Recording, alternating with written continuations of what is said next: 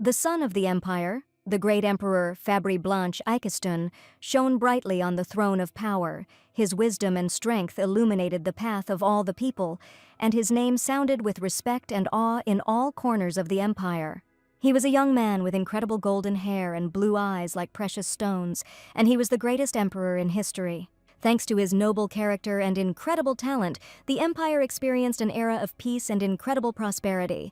But this great ruler, noble and virtuous, once turned the life of the main character into hell. The short title of the novel, The Empress in Conclusion, fully reflected its essence because the innocent girl was in his complete power.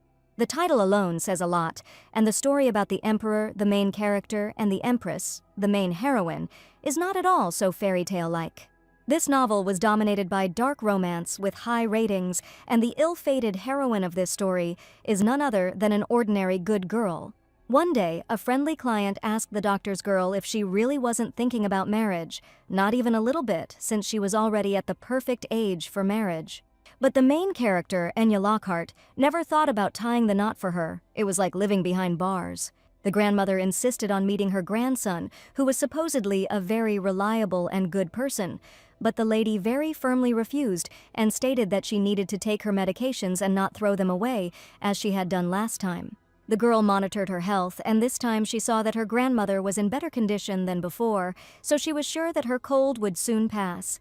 She asked her grandmother not to be so upset about her refusal, because she did not know at all that the lady was simply trying to save her grandson from the crazy emperor. And to avoid the fate that the original story had in store for the main character, it might be time to pack up and move again, since she was constantly on the run from the emperor. The beginning of all the events was when the family of the heroine Lockhart, who helped the current emperor take the throne from the Marquises, became a grand duchy. It was natural for the young emperor and the ducal family that formed the new faction to arrange a political marriage to consolidate power.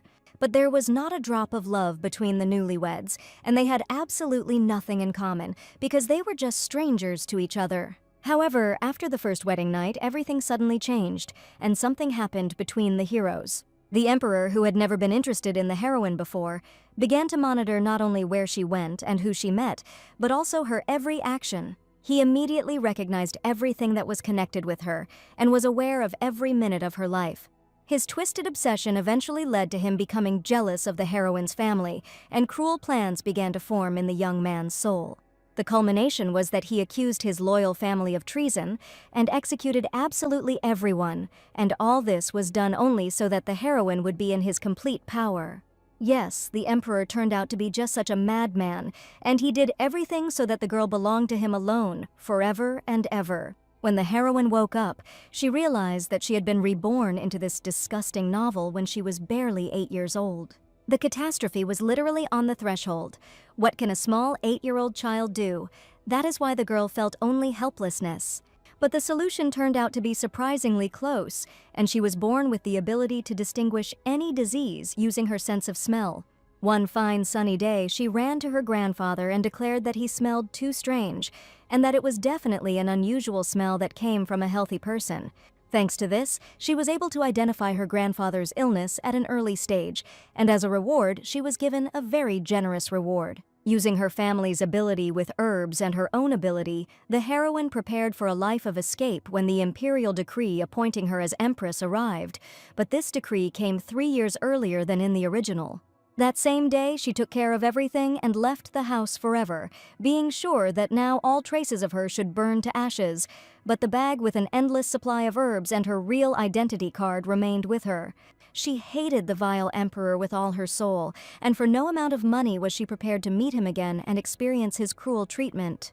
The carriage sped through the forest, leaving behind the soft noise of the wheels and the quiet rustling of the branches.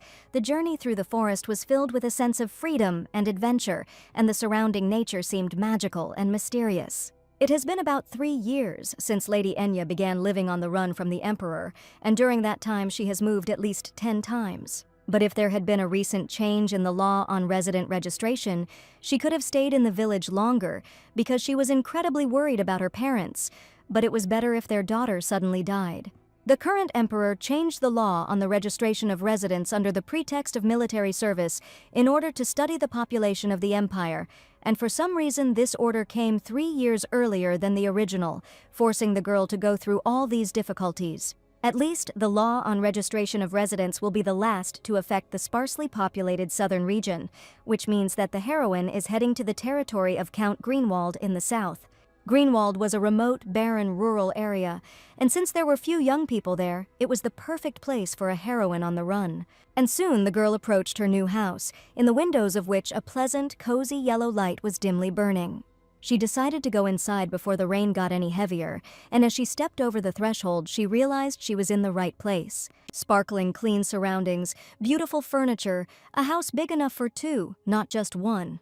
She found this house incredibly cozy and nice, and she couldn't take her eyes off her new home out of admiration, because this house turned out to be even better than she thought.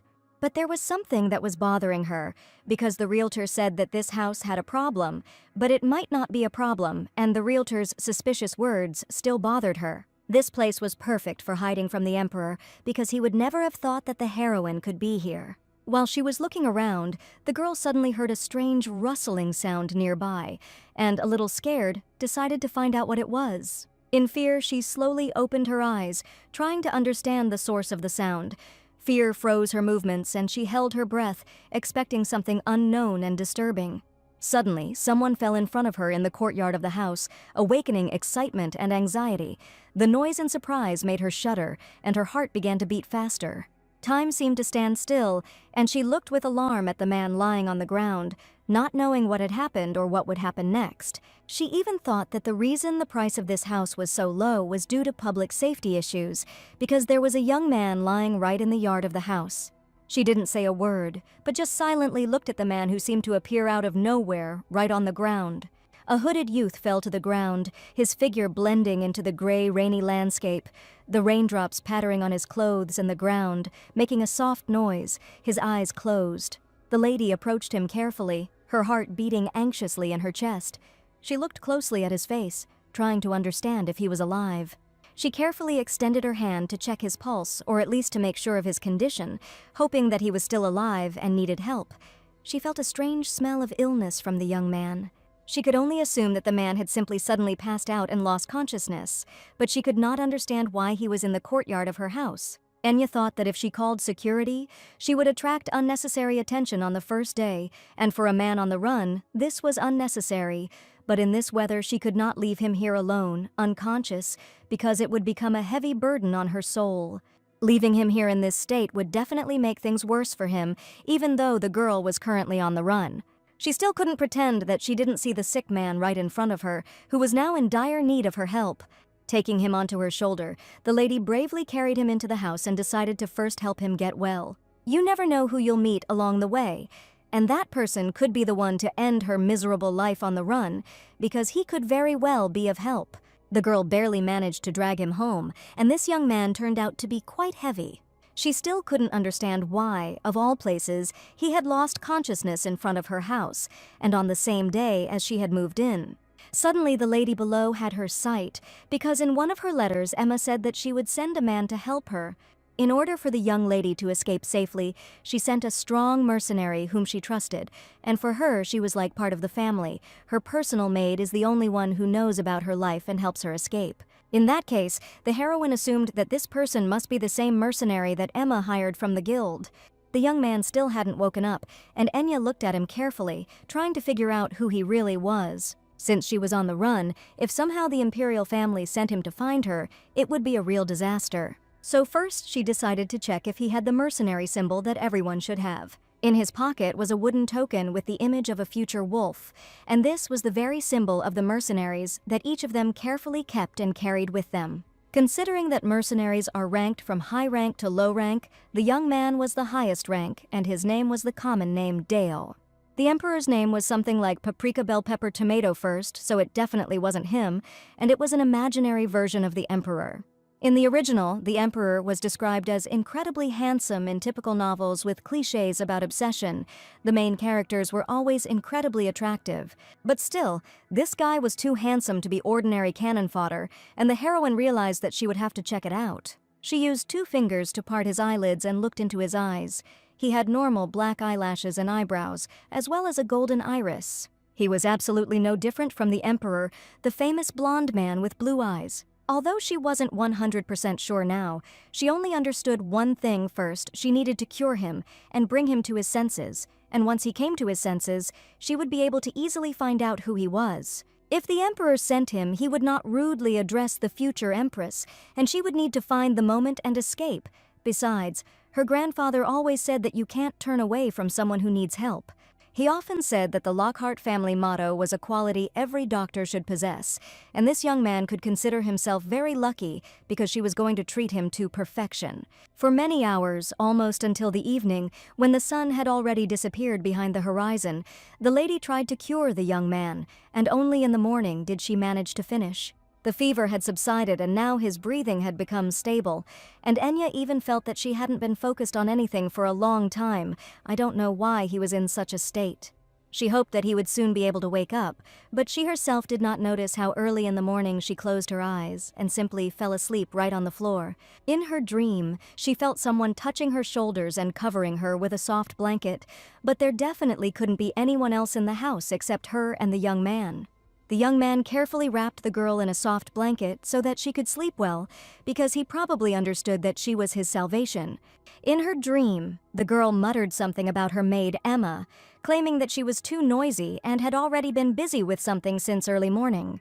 But when the heroine opened her eyes, she realized that she had been on the run for 3 years, and there was definitely no Emma next to her. She jumped out of bed in horror and realized that the maid was definitely in the duchy and could not possibly be in this house, where she had settled alone yesterday. Opening her eyes, the girl was scared that she was on the second floor and remembered that yesterday she had treated some guy, and then a gap appeared in her memory. The sound came from the first floor, and probably someone had managed to track her down by that time, because the Emperor never slept and was constantly trying to find her. She cautiously entered the kitchen and saw a young man in an apron holding a frying pan in his hands and trying to cook something. His gaze was focused and a little thoughtful, and there was a slight smile on his face. He seemed to have just finished cooking something fragrant and appetizing. She realized that standing in front of her was the same guy from yesterday, whom she had treated half the night before, and he already looked very good and had recovered quickly. But the lady still took the broom and menacingly asked who he was and what he was doing in the kitchen, but the young man frightenedly replied that he simply wanted to make breakfast as a thank you. The girl's thoughts became confused, and she even immediately forgot whether she had asked who he was, because she was distracted by the cooking and the delicious aroma wafting throughout the kitchen. The young man realized that he had forgotten to introduce himself, and smiling at the girl, she said her name, Dale, and also that he was the owner of this house. The heroine did not understand what kind of chaos was going on here, and where the owner of the house came from. Now she understood why the realtor's rent was so cheap, even for a village. She decided to sum it up and told Mr. Dale that she was going to rent the second floor, so he lived on the first floor, and she lived on the second. Enya was sure that she was renting the whole house, but for some reason only one floor was rented out. But the young man admitted that he urgently needed money, but there was no smaller house in which he could move right away, and that is why he had no choice. It was with great difficulty that Enya managed to find this place, and she was in such a hurry that she didn't even properly check the contract, and it was entirely her fault. She eventually went to the agent to find out all the details and asked why he didn't explain everything to her from the beginning, but the realtor claimed that he said this house was a little special. The heroine called the realtor a real swindler because she thought he was talking about ghosts or insects, but he spoke as if the house was rented out in its entirety. It turned out that the house was divided into the first and second floors. The lady found out a little about Dale, and judging by the time he lived here before she was made empress and is known for helping the villagers, each problem will be his personal one. This eased her suspicions a little, but living with a stranger was still somehow uncomfortable. But since she had to hide her identity, she couldn't solve it legally. In the end, she was unable to find the right solution and had to return home. Not surprisingly, everything went quite smoothly, and upon arrival, delicious aromatic cookies were waiting for her on the table. Now the girl has only one important question left: how should she solve the problem that has arisen? Because she didn't expect at all that she would have to live in the same house with someone else, especially with the owner of this premises. The young man admitted that if his girl's presence was a burden to him, he could live outside, but Enya understood where he would go in such cold weather. Dale replied that he could go somewhere, but he looked at the heroine with such eyes. and she again did not understand what to do. No matter how you look at it, it is too shameless to kick the owner out of his own house. Besides, she knows that there is no free house in Greenwald where she could move. While the young people were engaged in a tense conversation, strange sounds were heard behind the door. It was already quite late, or so she wondered if the owner of the house was expecting guests. But Dale wasn't expecting anyone and decided to go check and asked the girl to stay inside. He carefully touched the door handle, trying to figure out who could have come to visit at such a late hour. A tall, fair-haired young man stood on the threshold and asked with a charming smile if the most beautiful Miss Anna was at home. Anna was the pseudonym the girl used after her escape, and the most beautiful in the world was the code word Emma set up. The girl immediately realized that she was his client, and a mercenary who was hired to serve her came to them, and he also brought a letter that the client himself wrote. The heroine realized in horror that if he was hired through the mercenary guild, then she would have to pay him, and she would also have to decide where he would stay. But Enya's budget was severely limited, as she fled from the Emperor without a penny in her pocket. Dale couldn't understand at all what was going on here, why a guild mercenary had knocked on his door.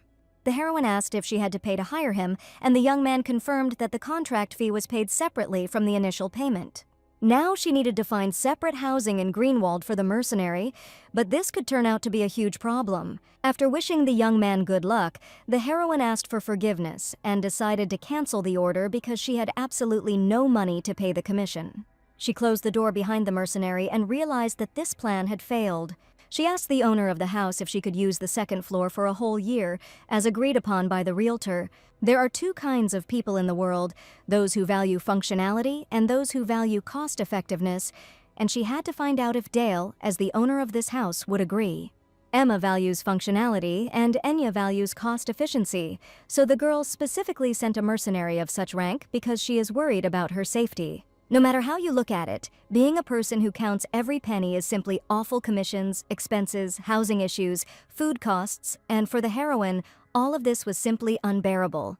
The heroine had no reason not to hire Dale. She could hide from the resident registration law, and he was an A-rank mercenary, which is why he could be an excellent protector.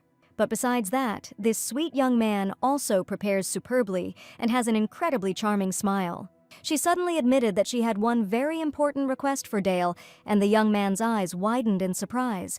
She promised to pay a basic salary of 1 million rubles. Since they lived together, she could pay for living expenses separately, so she asked to become her mercenary. She admitted that when the boy lost consciousness, she checked his identification tag. The amount made it clear that this was an unusual order, and Enya said that she was currently on the run, so she needed a defender. She was in danger, and in some way this man is very powerful, and that is why she can pay a large sum for the order. Since this is a dangerous task, she offered additional compensation, and the total amount will be quite large, and for that kind of money you can buy an entire estate in the capital. The young man understood that an order for which they were paying so much money must be very risky, and he wanted to know all the details, promising to keep everything a strict secret. As the heroine thought, he was caught quite quickly, and she realized that she had definitely made the right choice. She asked Dale to become her contract husband for the entire year so that she could be completely safe. This is the real reason why she offered such a large sum, because even the Emperor would not dare to touch her if he knew that the girl was married. It must have been too much to ask for a wedding, and apparently this was the first time he had received such an unusual order. But there is a reason why their arranged marriage had to last exactly 364 days, and it is because of the system of delays for entering into marriage. Marriage in the Empire was easy to conclude, and divorce was very difficult. The perfect legal loophole was that couples don't immediately become legal partners, but can divorce within a year, and the girl admitted that the truth was that she had recently been proposed to. A man who is ruthless and dangerous, it is because of him that she has been on the run for 3 years. So if she marries Dale, she can be in his house under the law on the protection of the right of residence and be safe. When asked who proposed to the girl, she was not going to answer, because Dale had not yet accepted the order.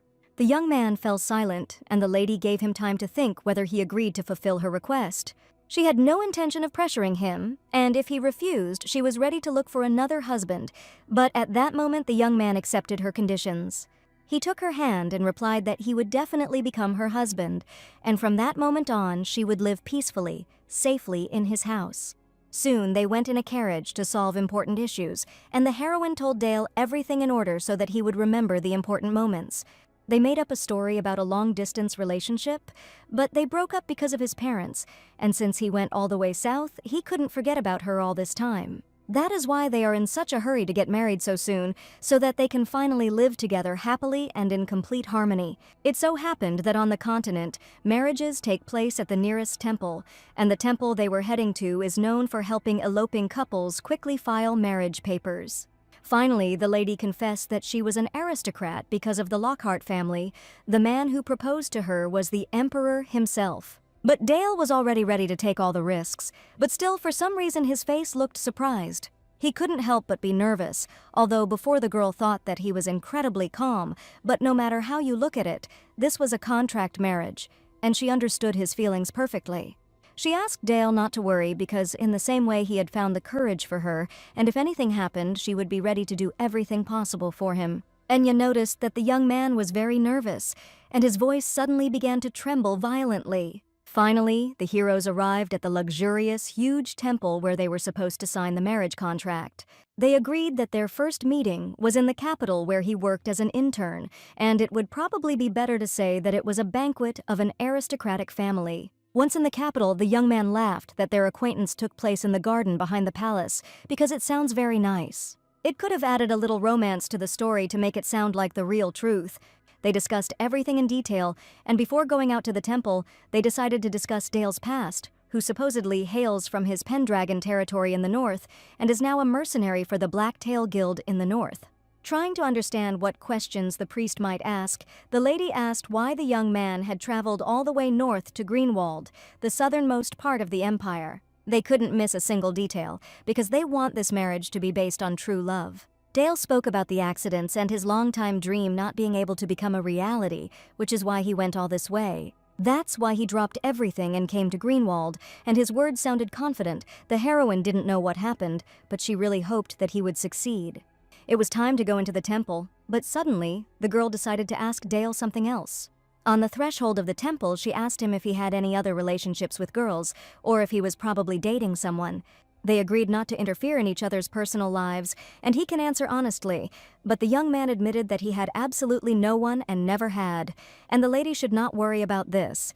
Finally, the heroes set off to enter into a fake marriage, which could probably bring something unusual and interesting into the lives of both of them.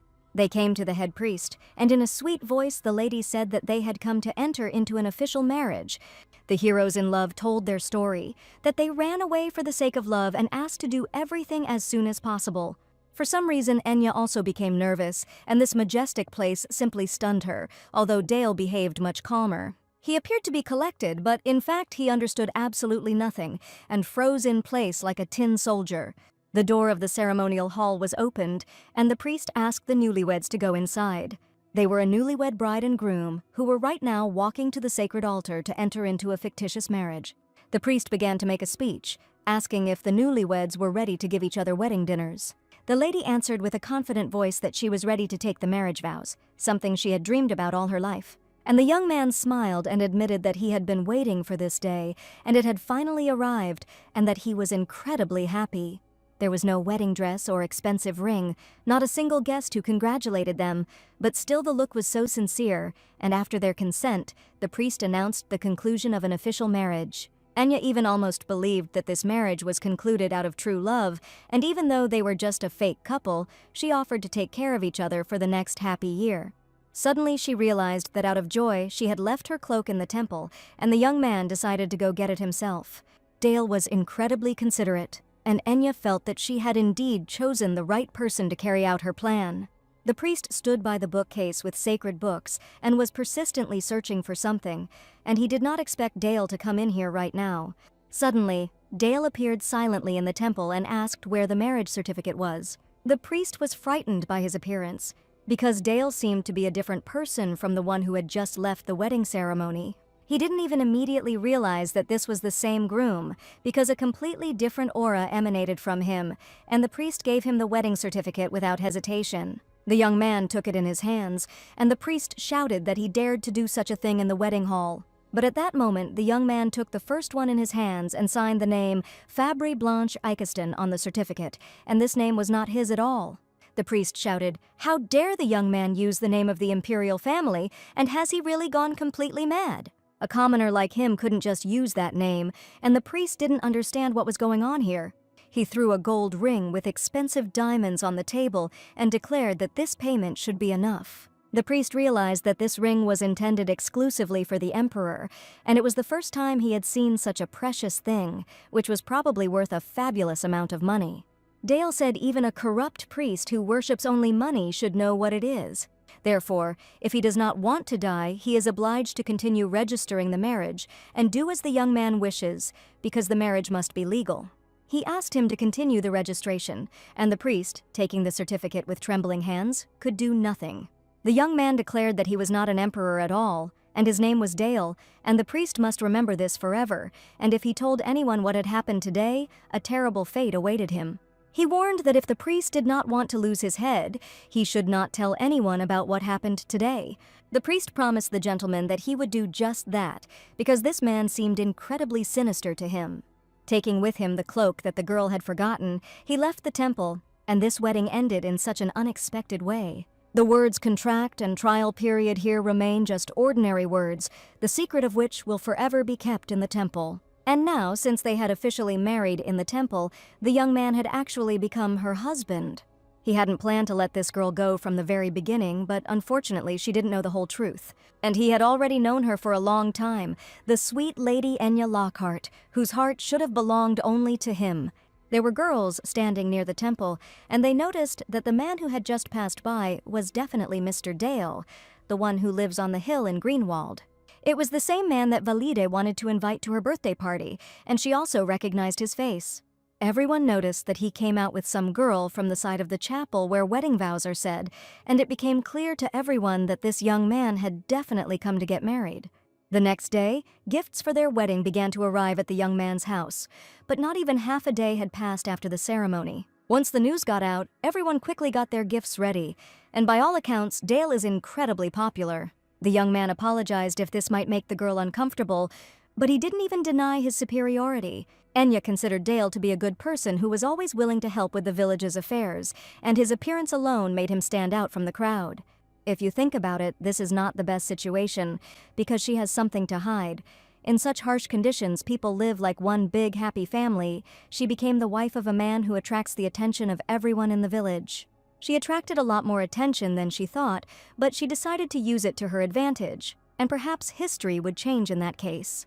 There is such fertile soil hidden here that even the golden ones would want to get their hands on it, and according to the original, there is a huge field of its own medicinal herbs in Greenwald belonging to Duke Hexacon. But judging by what she saw on the way from the temple, there was nothing resembling a field of herbs. Dale said that he had often been to the Lord's estate, but had never heard anything about it. If it had been the Duke, he would have definitely known about it. As it turned out, the Duke had not yet begun to cultivate the field of herbs, which meant that she had an excellent chance. So Enya approached Dale and asked if he could find her some fertile, suitable land. Dale wondered if she was planning to take up farming, but the land had to be close to the master's estate and the ginkgo forest. Having heard the girl's request, the young man promised to look for land that would suit her today. Throwing on his dark cloak, he announced with a sweet face that he was going to leave on important business. For the heroine, this man turned out to be a very reliable contract husband, and she was incredibly happy that everything turned out this way. While Dale was looking for a suitable plot of land, she was going to clean the house while he was busy with his own affairs. There was a knock at the door, and Enya assumed that it was probably another villager who often visited Dale's house. There were two girls standing on the threshold, who for some reason were outraged that the lady had not opened the door for them for a long time. She didn't know who these people were or why they were angry, but people from the doorway asked if the heroine really married Dale. She didn't understand where the young girls were coming from, since Doyle had only left for work a couple of hours ago, and they were shouting about some kind of blackmail and bribery. They insisted that she was definitely not suitable for Dale when there was Lady Adeline who had everything, and their wedding was complete nonsense. The heroine tried to talk to them. I assure you that her marriage is connected with Dale, but not with them at all. But at that moment, the conversation was interrupted by a lady in a red dress and red shoes. Enya said that if the girls continue to behave like this, they will put Miss in a difficult position. She knew her name from somewhere, and there were also rumors that she and Dale had actually recently gotten married. The heroine was very afraid that the emperor had sent her because she knew her name and even her last name. The girl's name was Adeline, and she asked Enya not to be too careful, that she had only come to invite the neighbors to a small gathering. Lady Adeline was a relative of Lord Greenwald and wanted to see the place personally, and she was practically the Lord's granddaughter, and one of the girls asked to show respect. Adeline was planning to stay at the Lord's estate because she really liked the nature of Grunwald, and all thanks to the close connections between Cladeland and Grunwald. She admitted that she would like to invite Lady Enya to tea, which would take place tomorrow.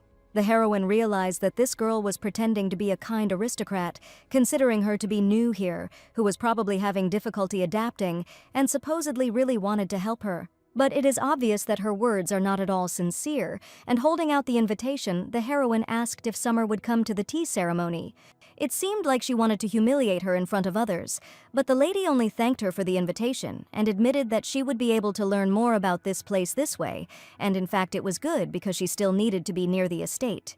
In the evening, Dale brought a piece of delicious cake and asked if the girl was sure she wanted to go, because she was not obliged to, but he was also very interested in looking at the estate. Dale suggested that the girl would probably need a dress for the event, and if she didn't mind, she could take any dress from the dressing room on the second floor. Enya wondered if the young man had lived here with his lover before, because while cleaning the house, she opened the dressing room and inside there were women's clothes and accessories, arranged according to the season depending on the weather. The young man stated that these clothes were left by her younger sister when she moved, because if these were his ex's clothes, the heroine would not have dared to wear them. Dale stated that the girls had nothing to worry about and that the dresses no longer belonged to her. If the clothes don't have an owner, the heroine decided to accept them with joy, and a shy guy like him would definitely not live with his lover, and this is not at all like Dale. In a small village, in one of the houses, loud screams were heard from girls who were angrily arguing about something. One of the ladies called her sister, and at that moment she was in an extremely nervous state. This year's birthday party was coming up soon, and the girl wanted to prepare something special. She didn't understand how this low-born girl who dared to take her away knew her place, so she asked to contact her assistant immediately. The next day, not far from the Lord's estate, the married couple were looking at lands that perfectly suited the conditions that the heroine had spoken of. The plot turned out to be huge, and the price was too cheap, and Enya could believe her luck. In fact, there are rumors that due to the curse of these lands, the Lord fell ill, so the land next to the estate is sold below market price. A large plot of land near the estate in the ginkgo forest. The location and terrain are similar to those described in the original, and this is clearly the land the heroine was looking for. But she still couldn't understand what kind of strange stench was spreading around, which constantly burned her nose.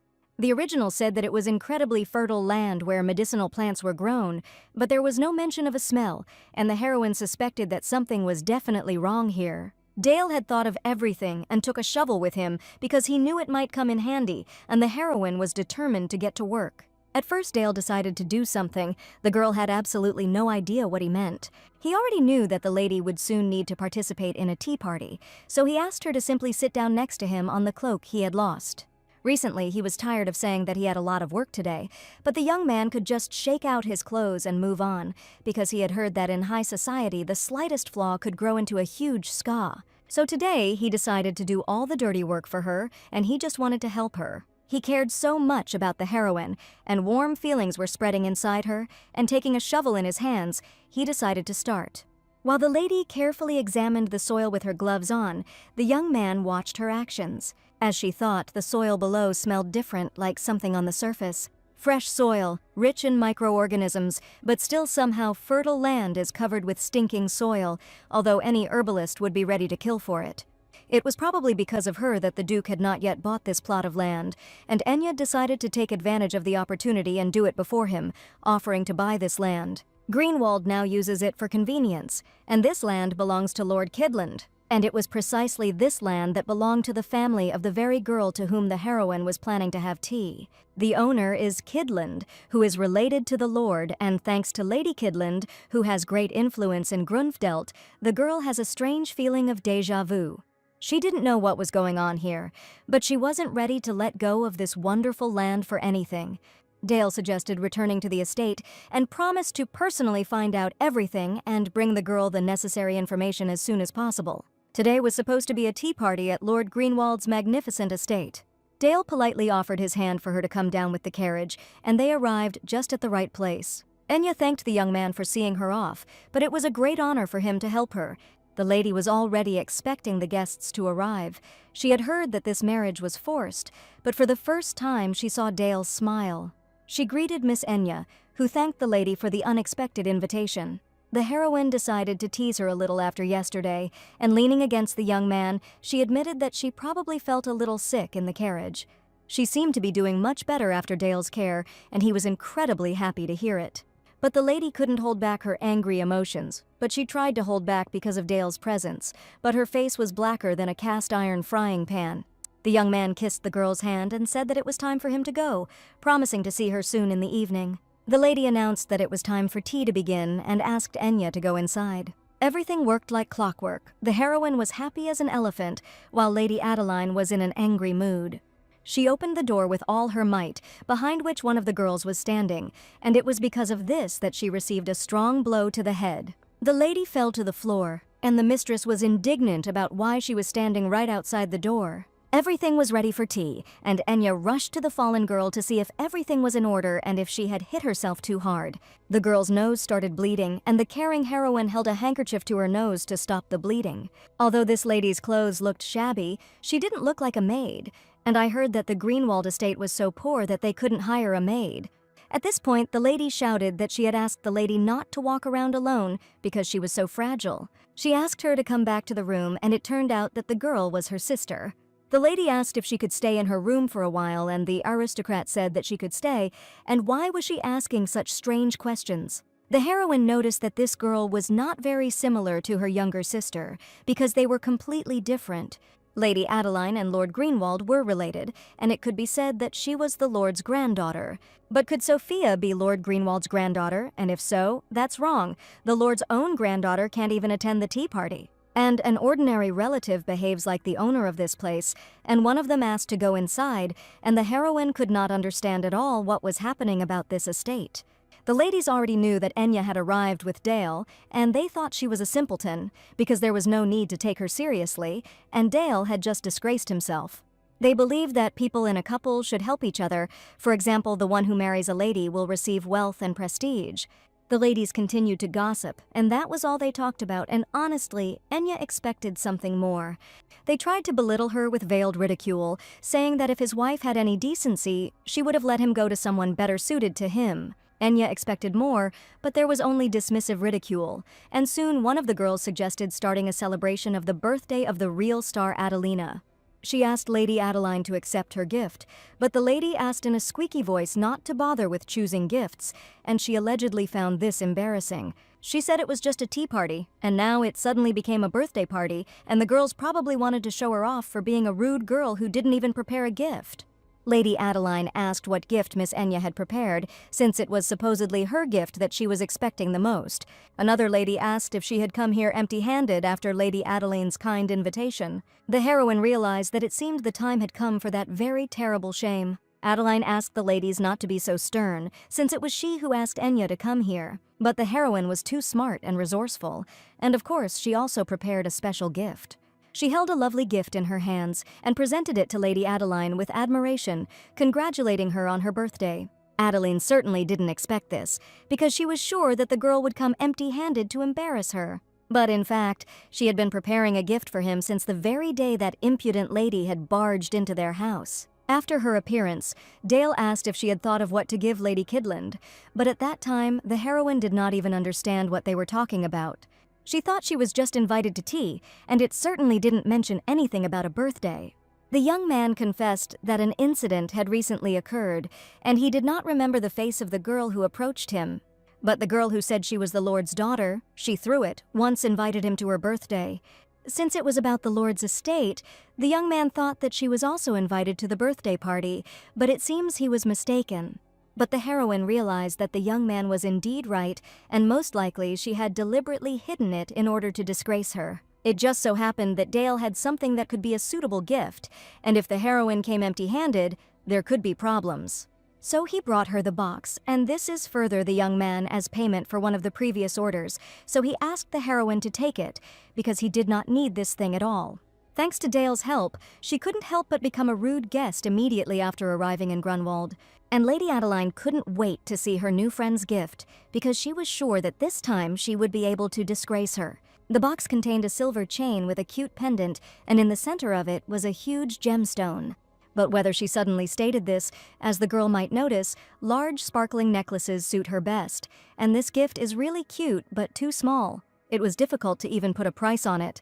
Lady Adeline admitted that it was okay, it was priceless, and her reaction to Enya was not at all surprising, the reaction she had expected. One of the ladies declared that the girl was absolutely right and did not even let her finish her words. As Lady Adeline said, this thing was truly priceless, and the girl herself was the daughter of the head of a large trading guild. Looking at the chain, she saw the 6th-ranked master of the empire, and she never thought that she would see an angel's horn in such a place. She asked to exclaim for a moment, and Lady Adeline could not believe that an angel's horn appeared on an ordinary simpleton, because it was an obvious fake. The girl headed towards Enya, and a little wary, she did not understand why she was going specifically to her. She apologized for asking suddenly, but she was very interested in this necklace, so she would like to take a little time and talk in private.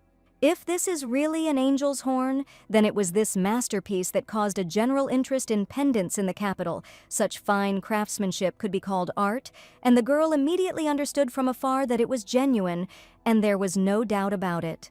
She stated that it seemed that such a gift was too valuable for Lady Adeline and she could not refuse it. But in fact, she didn't even recognize it and even laughed that it was too small. And now she was the only one who was disgraced because she did not want to accept such an expensive thing. Adeline couldn't contain her emotions and decided to end tea drinking for today, and one of the girls managed to embarrass the lady and at the same time drive her away. Enya immediately understood that this lady was not an easy person, and it was probably really worth talking to her. She invited this lady to visit her, and she immediately realized that Dale, whom Lady Adeline was simply crazy about, was sitting in front of her. The girl apologized for the intrusion and decided to get straight to the point, offering to sell her the angel's horn. Usually, masterpieces of the masters are so rare that it is unlikely that you will be able to see them even once in your life. If you think about it, this necklace was payment for an order, and it is completely unknown who the customer was. She asked if Miss Enya was going to sell Lady Adeline's necklace, but the girl knew she was clearly against her and did not even realize its true value. But on the other hand, if a person realizes his true value, perhaps in the future, they can become good friends, because it is better to have more people you can trust. Enya said that for the sake of their new acquaintance, she could lower the price, but in exchange, she would like to hear more about Grunwald, be it the land or the secret history. In fact, the lady was not from Grunwald, so he said that she would hardly be of any use. She only knew that the Lord was sick and could not move, and to generalize, the heroine would probably want to know why the Lord was bedridden, as well as about the relationship between Kidland and Grunwald. The girl wondered where to start, but luckily she had a map with her. Having laid out a map on the table, she explained that initially Greenwald and Kidland were united, but several generations ago, everything changed. The Count granted the younger branch the title of Marquis and land, and it was then that the territory was first divided. Thanks to this connection, Kidland constantly helped destroy monsters. But one day, when the Kinnelas were caught by surprise, the monsters made their way into the Lord's estate. It was on that day that a terrible tragedy occurred when bloodthirsty monsters found themselves inside the building. The Lord was attacked by monsters and was wounded, and since then, Kidland has been helping him with treatment, and in return, Kidland received part of the Greenwald lands, which they had long been interested in. Famous for its fertile lands, they specifically wanted to get this plot, and the heroine wanted to find out the information, and for the girl, it sounded intriguing, because she understood that Enya definitely wanted to get something in return. She offered to help her when she needed it, and was very glad that she met this lady who knew too much. Having shaken hands, the ladies decided to contact each other at any time if they could help each other with anything. That evening, Dale made warm cocoa for Enya, and she asked what exactly he was doing at the Lord's estate. The young man managed the abandoned hunting grounds in case the monsters ever descended again. The heroine couldn't believe that a man who couldn't even swat a fly was sent to deal with bloodthirsty monsters. She asked to be taken with her to the Lord's estate, but the young man decided to find out why she needed it. She reminded him of the lands that the young man was looking for her, and probably the whole point was precisely in them. Enya found a good way to get these lands and immediately told Dale about it. Soon they went to Lord Greenwald's estate so that the girl could find out something. The lady thanked the young man for his help because it was he who helped her come here. But because of work, Dale had to leave her, and Irina assured him that everything was fine and she could handle it herself. The more she looked at him, the more he seemed amazing and incredibly caring to her. Maybe because he is a mercenary, he has excellent horsemanship and posture, and at first glance one might mistake him for an aristocrat. As soon as the heroine found herself here, she felt a close gaze on her, and she understood that someone was probably watching her. It was Lady Adeline, who had been looking out of the window ever since her arrival and seeing everything that was happening. Adeline wondered why this fox had come to the estate, whether she had something in mind, and whether she wanted to interfere with her again. After arriving at the Lord's place, the girl was surprised by something, and she was met by the same agent who deceived her with the house, and in fact he turned out to be the Lord's assistant. He heard from Sir Dale that the girl wanted to meet the Lord, but he was not receiving guests at the moment. She knew everything, but she said that she came today as a doctor to check his condition and asked permission to go through. The agent couldn't believe that the girl turned out to be a real doctor who could help the sick lord. Before he had time to rejoice, a sad grimace appeared on his face, and he was probably hiding something. It turned out they couldn't afford the medical expenses, and he even had to take on odd jobs to help support the estate, just like the time he helped her find a home. The lady said she wasn't going to take payment right away, but the agent didn't understand whether she was going to help him out of the kindness of her heart. But the girl was confident that she could cure the Lord, and this was her true goal, and she offered to discuss the cost after the diagnosis. Entering the Lord's room, the lady sitting near the bed saw the assistant as well as the guest, and it seemed she recognized this girl. The assistant suggested that Enya go to the Lord's bedside and examine him and report his verdict on his condition. It was Miss Sophia, whom they had met earlier, and Enya kindly asked permission to check on the Lord's condition first. Enya immediately noticed that strange stench that she had vaguely detected at the tea party, and in fact, she was well acquainted with that smell. She asked when the Lord had first shown symptoms of the disease, because that was very important. About 3 months ago, he lost consciousness and could no longer move, and Lady Sophia told him about it. 3 months turned out to be quite late, but fortunately the girl had the perfect medicine to help the Lord. The assistant asked about the suspiciousness and reliability of the medicine because they had tried many remedies, but nothing helped. Enya began listing the symptoms, hallucinations, talking to herself, and the characteristic rash on her hands and feet. The psychological, physical symptoms all appeared at once. Her grandfather also had the same symptoms, but fortunately, after timely treatment, he quickly recovered. Sophia was scared and asked what her grandfather was sick with, since he and the Lord had the same symptoms. But suddenly the heroine said that it was not at all a disease that ordinary people could suffer from. She stated with confidence that it was all about a strong poison, and that someone had poisoned the Lord 3 months ago. Sophia, with tears in her eyes, asked to save her grandfather, because after the death of her parents in a carriage crash, he was the only family member they had left. Enya asked if they were going to follow her instructions, and Sophia was willing to do whatever it took to keep the Lord alive. When she received consent from her relatives, she opened the bottle of medicine and brought it to the man's mouth. She asked him to support the Lord by his arms and legs and inserted the bottle into his throat so that he would drink everything to the very last drop.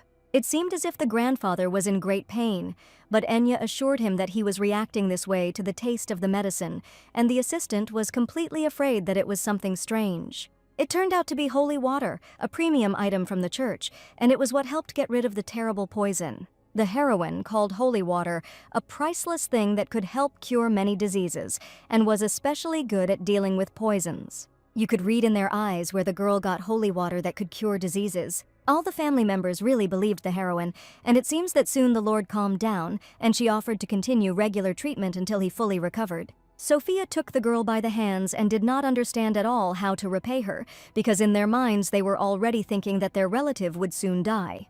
Holy water was a medicine they had never even thought of because of its cost, and had only heard that it was used to treat incurable diseases when normal remedies failed, and as it turned out, the Lord's condition was that bad. The assistant reported that Miss Adeline said that he could be cured with herbs, but nothing helped.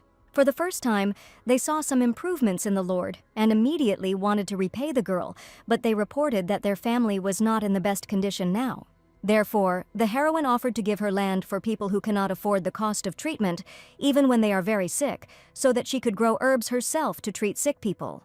The assistant realized that he was dealing with a real doctor, but he said that there was little fertile land in Greenwald, and the land they could offer was uncultivated. The heroine simply needed a large plot of land, and she promised to take care of everything else herself.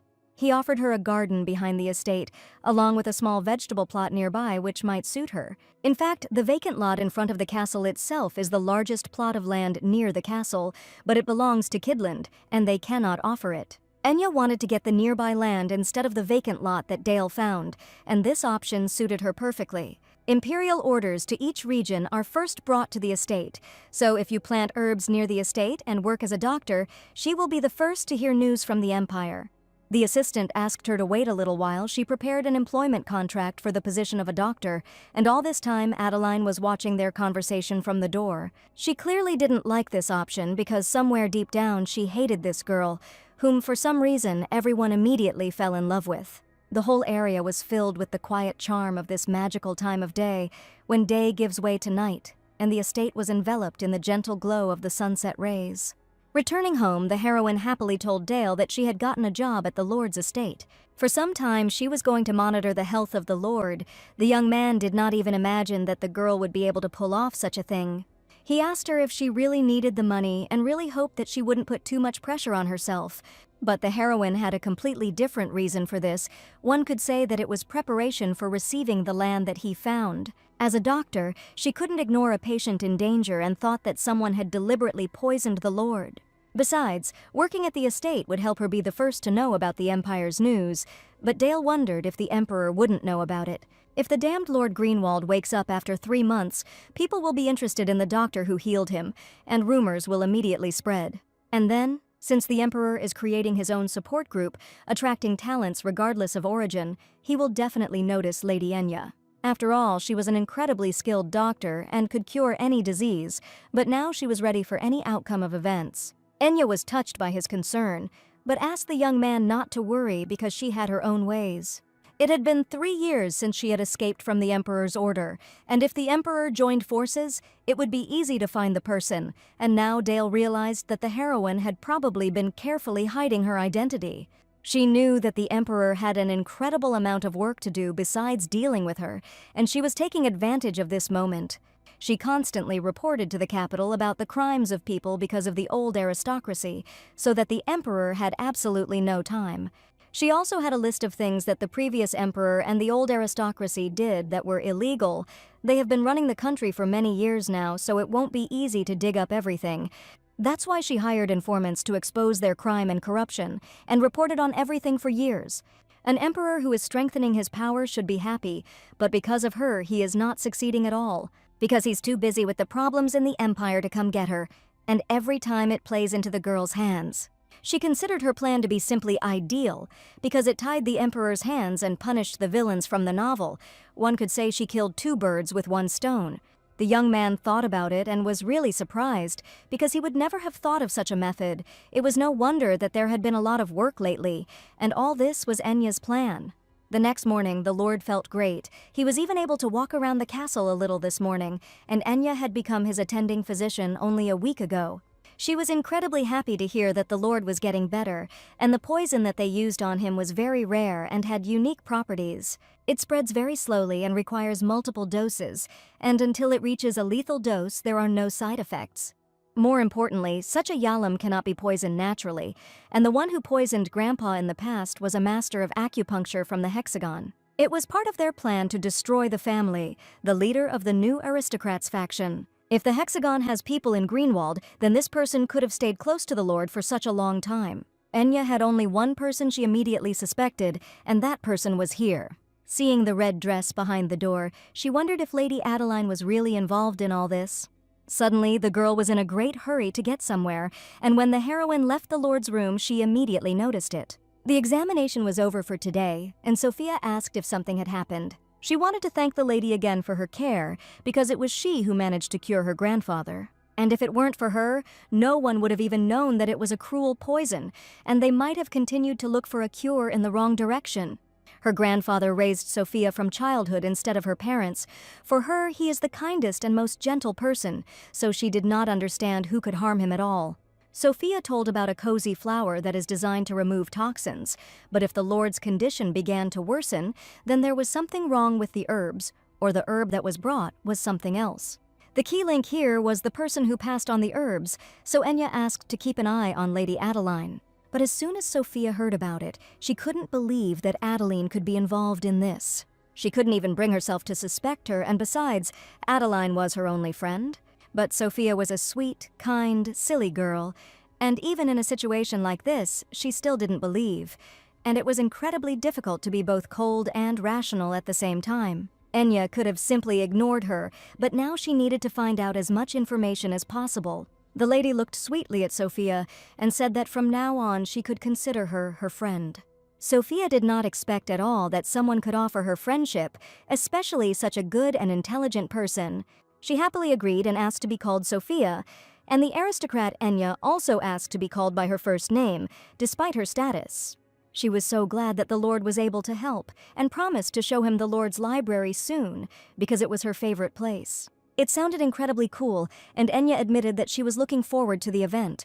From now on, she was going to come here often, and it would be nice to have someone close in the castle. But suddenly, the heroine heard a terrible sound, and it seemed like someone was having a serious quarrel. The sounds were coming from one of the rooms, and Enya bravely decided to go and check what was going on there. She heard Adeline screaming, shouting something about the mess and her father's words that he asked her to follow. She heard the words that some strange girl had cured the Lord, and if their family was exposed, it would be the end of them, and she had absolutely no idea what to do next. Standing behind the wall, she carefully looked where the screams were coming from and saw an enraged Adeline Kidland in front of her, holding a red ball in her hands. She had a communicator in her hands, and with the help of a magic ball she was talking to someone, and a voice came from it so that the lady would calm down and explain again whether the Count had really recovered. Adeline angrily screamed that she had never taken anything from her father in her life. This girl had stolen Dale from her and humiliated her, and now she had interfered in family affairs. Someone from the ball asked for documents that he had already asked to find earlier. Adeline shouted that it was completely unimportant now. After all, if nothing happens, it will be the end, and if Duke Hexagon finds out about everything, they will all face a cruel retribution. The voice from the ball asked to watch the words, and if they found the documents, they would have nothing to worry about, and the girl only had to hurry, but she did not understand how to find the documents that the deceased had hidden. Someone really needed these documents, but after these words, the lady angrily threw the ball and screamed, "Why in that case didn't he come for them himself?" She was so fed up with everything. Adeline angrily declared that she was not going to do anything anymore and smashed the red communicator on the floor. Lady Adeline was angry and screaming furiously, her voice echoing throughout the room, full of fear and despair. Her entire being was filled with panic, and she desperately tried to defend herself, not wanting to allow any harm or disappointment. Her cries reflected a deep inner turmoil and fear of losing what was dear to her. Now she blamed Enya for everything, because with her appearance everything went wrong. Finally, the heroine managed to find out the real truth, and she was really right that Lady Adeline was involved in everything. Since she said Duke, the only thing that comes to mind is Duke Hexagon, since there were only 2 duchies in the Empire at the time. She went down to the basement where the lady was talking on the communicator. She took 1 red shard with her, and looking at it, she clearly understood everything. That Duke Hexagon is behind all this, and that he alone is the main key link here. Duke Hexagon was the head of the Old Nobles faction, and was the villain of the original, and Hexagon specialized in medicinal herbs, just like the heroine's family. There was a time when the duchy was called the People's Angel, and the main reason was that they provided the people of the empire with the so-called panacea, a medicine that cured any disease and relieved pain, but despite its miraculous properties it was cheap. For the poor who could not afford to go to doctors, it became a salvation, but the truth is that it was a terrible poison. Despite the serious side effects of paralysis and addiction, the previous emperor, who was supported by the Hexagon House, turned a blind eye to it. For decades, innocent citizens suffered from the drug and became seriously ill, but the current emperor also took notice, and despite the fierce resistance of the old aristocracy, he actively sought to bring the Duke to justice. In the end, the Duke was put under house arrest, which was not the death penalty he deserved, but given the lack of evidence, it was the best outcome at the time. He was the type to manipulate others to achieve his goals, and he didn't get his hands dirty, and since his sentence was almost up, he would probably try to regain power. The fact that her grandfather and the Lord were poisoned by the same poison was no mere coincidence. Using pharmacology that was meant to save people to make weapons was something the heroine absolutely could not ignore. She didn't know what documents were involved, but if she could find them, she would have irrefutable evidence. All this time, the heroine stood on the stairs and held the shard in her hands, and she herself did not notice how Lady Sophia approached from behind. This staircase was usually closed and underground, and Enya said that she heard a strange noise, as if someone had dropped something, so she got worried and took a wrong turn. The heroine admitted that due to the confusion in her schedule, she now had a lot of free time, and she remembered something. She asked Sophia to show her the office today, and the girl smiled and was only glad. Taking her hand, she happily ran towards the office, and since everything turned out that way, the heroine decided to look for documents there first. After looking around the room, Enya realized that there was so much stuff here that it would be difficult to find anything on her own. Before Greenwald began to decline, there were even more books because people in their family loved reading, although in fact it is now a long-abandoned warehouse, and it is clear where so much waste has accumulated here. She asked whether Lady Adeline had been invited into the office and whether she had been there before. Sophia said that one day Adeline came into the office and said that it was too dirty here and never came back because she really was a gentle little aristocrat. But there is a high probability that the documents are stored here. If Adeline was serious about searching, she would have found them already. Probably the documents should be in a place that would be difficult for him to find, and suddenly the girl's gaze fell on the family portrait that the previous head of the house had painted. Enya asked to take a closer look at it, and Sophia heard that something had happened, and the painting was never finished. Carefully removing the fabric from the canvas, the heroine asked for forgiveness, but wanted to take a closer look at that very portrait. It was an ordinary family portrait, but she thought there was something unusual about it, since it was painted by the former head. Touching the material, the heroine felt the strange structure of the canvas, which attracted her attention. She noticed something peeking out from between the layers of the canvas, and at that moment she realized that this portrait was indeed what she needed. Going outside, only now did the heroine realize that it was already late at night, and she didn't even understand when it had gotten so dark. Looking at the huge moon in the sky, she paused for a moment and wondered how she had managed to pull it all off so well. She wasted a lot of time trying to avoid Sophia's attention and get the documents without her noticing. Dale was probably already worried, and she should hurry up. Last time he came down the hill to wait for her, and to be honest, she was too embarrassed, but at the same time, his action was very sweet. As she walked calmly through the forest, she heard some strange rustling, assuming that it was just a forest animal. Since the house was far from the village when the sun went down, walking home became a little scary. But the next second, the girl became even more frightened because she clearly felt that someone was following her. She turned around and shouted loudly who was there, because her intuition was definitely not deceiving her. Suddenly, she saw a familiar young man behind her, and it even seemed as if it was Mr. Dale himself. For some reason, the young man suddenly fell to the ground again, completely not understanding anything, and without even saying a word. She realized it was definitely Dale, and rushing to the boy's aid, she only wanted to know if he was hurt anywhere, but it was strange that he was here at such a late hour.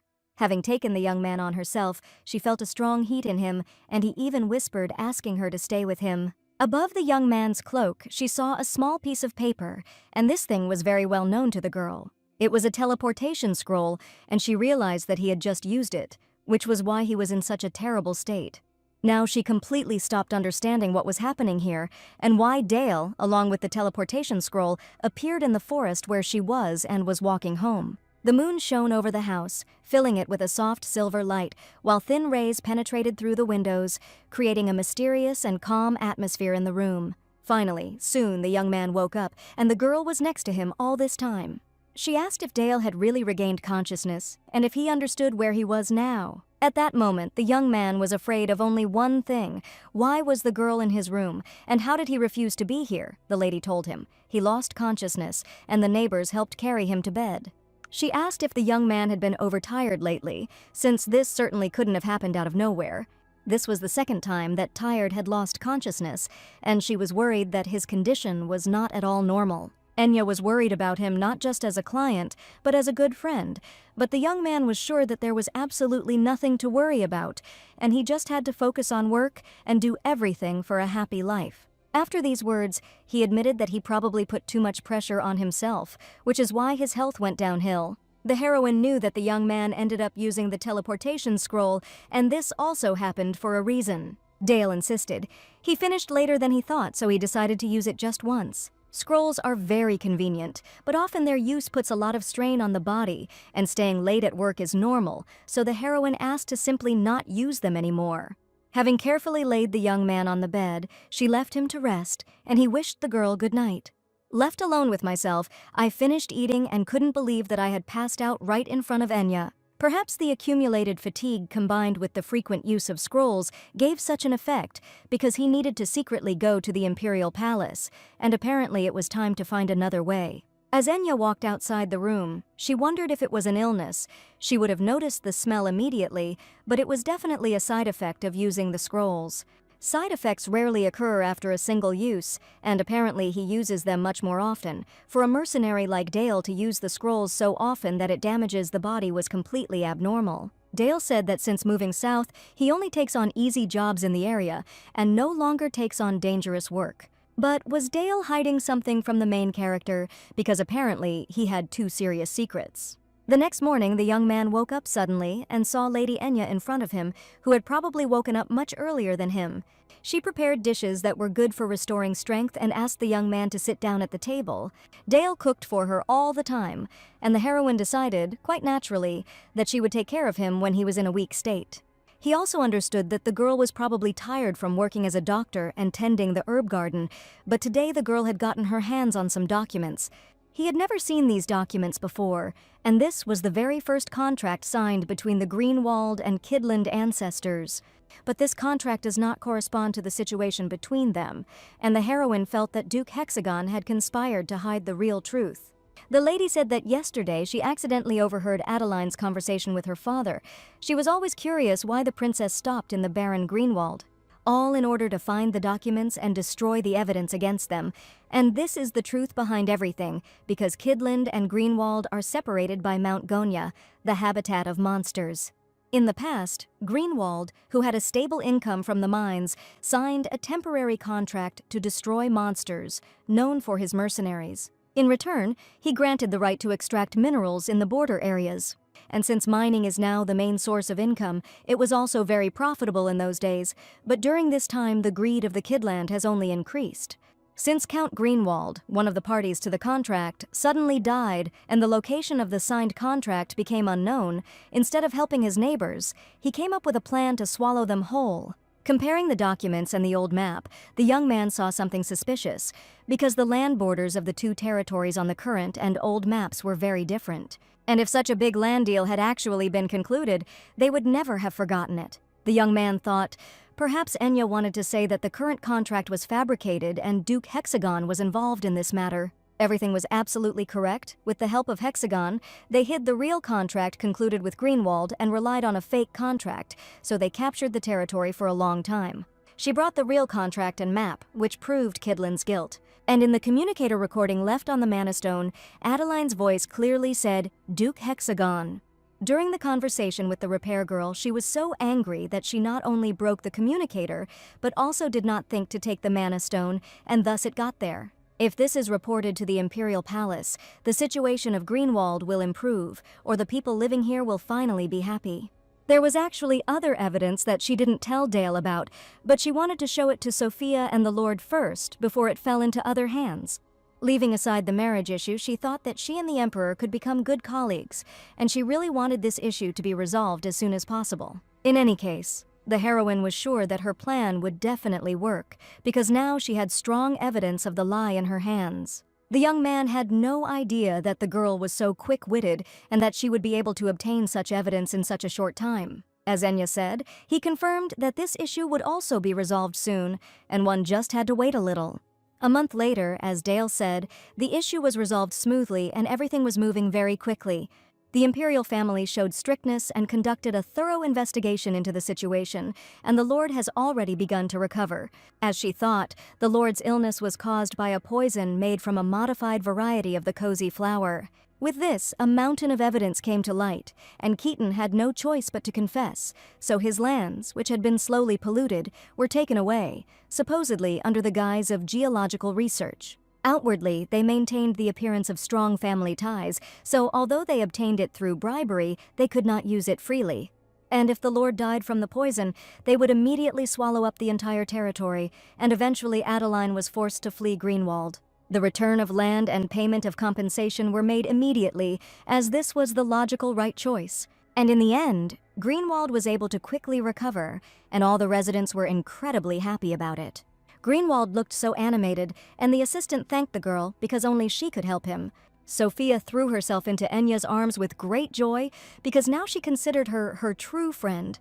She had come all this way just to greet the guests, and she and her grandfather were looking forward to it. She assured him that the Lord would be incredibly happy to see her and asked him to quickly go into the room. At this point, the Lord was already almost in full health, and Sophia informed her grandfather about the arrival of the guests. Just now he was reading the contract for the last time before telling about it, and he asked if Sophia had brought that same girl. The documents contained a special letter, which was kept for many years in that very portrait. The great-grandfather left the document to the Lord a very, very long time ago, and he did not see it for a long time. Enya asked if the Lord was close to his grandfather and if they had any family ties. They had a wonderful relationship, and he personally taught the Lord when he was still young. At that moment, the heroine remembered that her grandfather missed his father incredibly until his last breath. And now she was just as happy to read this letter instead of him, feeling an incredible warmth inside. Grandfather once said that when he was young, his empire often suffered from heavy rains, and perhaps fearing that something might happen to him, he left this letter. Knowing that he left a letter full of concern and advice for his young son, it seems that the great-great-grandfather also had suspicions about Kidland. Because they were useful relatives, there was no evidence, and the Lord kept making excuses and almost left his child alone. Just the thought of what they couldn't do to his granddaughter still made his heart bleed. The Lord was grateful to Lady Enya for revealing the whole truth before everything happened. The heroine was simply happy that everything turned out well. The lady assured that everything happened thanks to the imperial family, which showed interest in this case, and, in addition, the most compelling evidence was found by imperial investigators.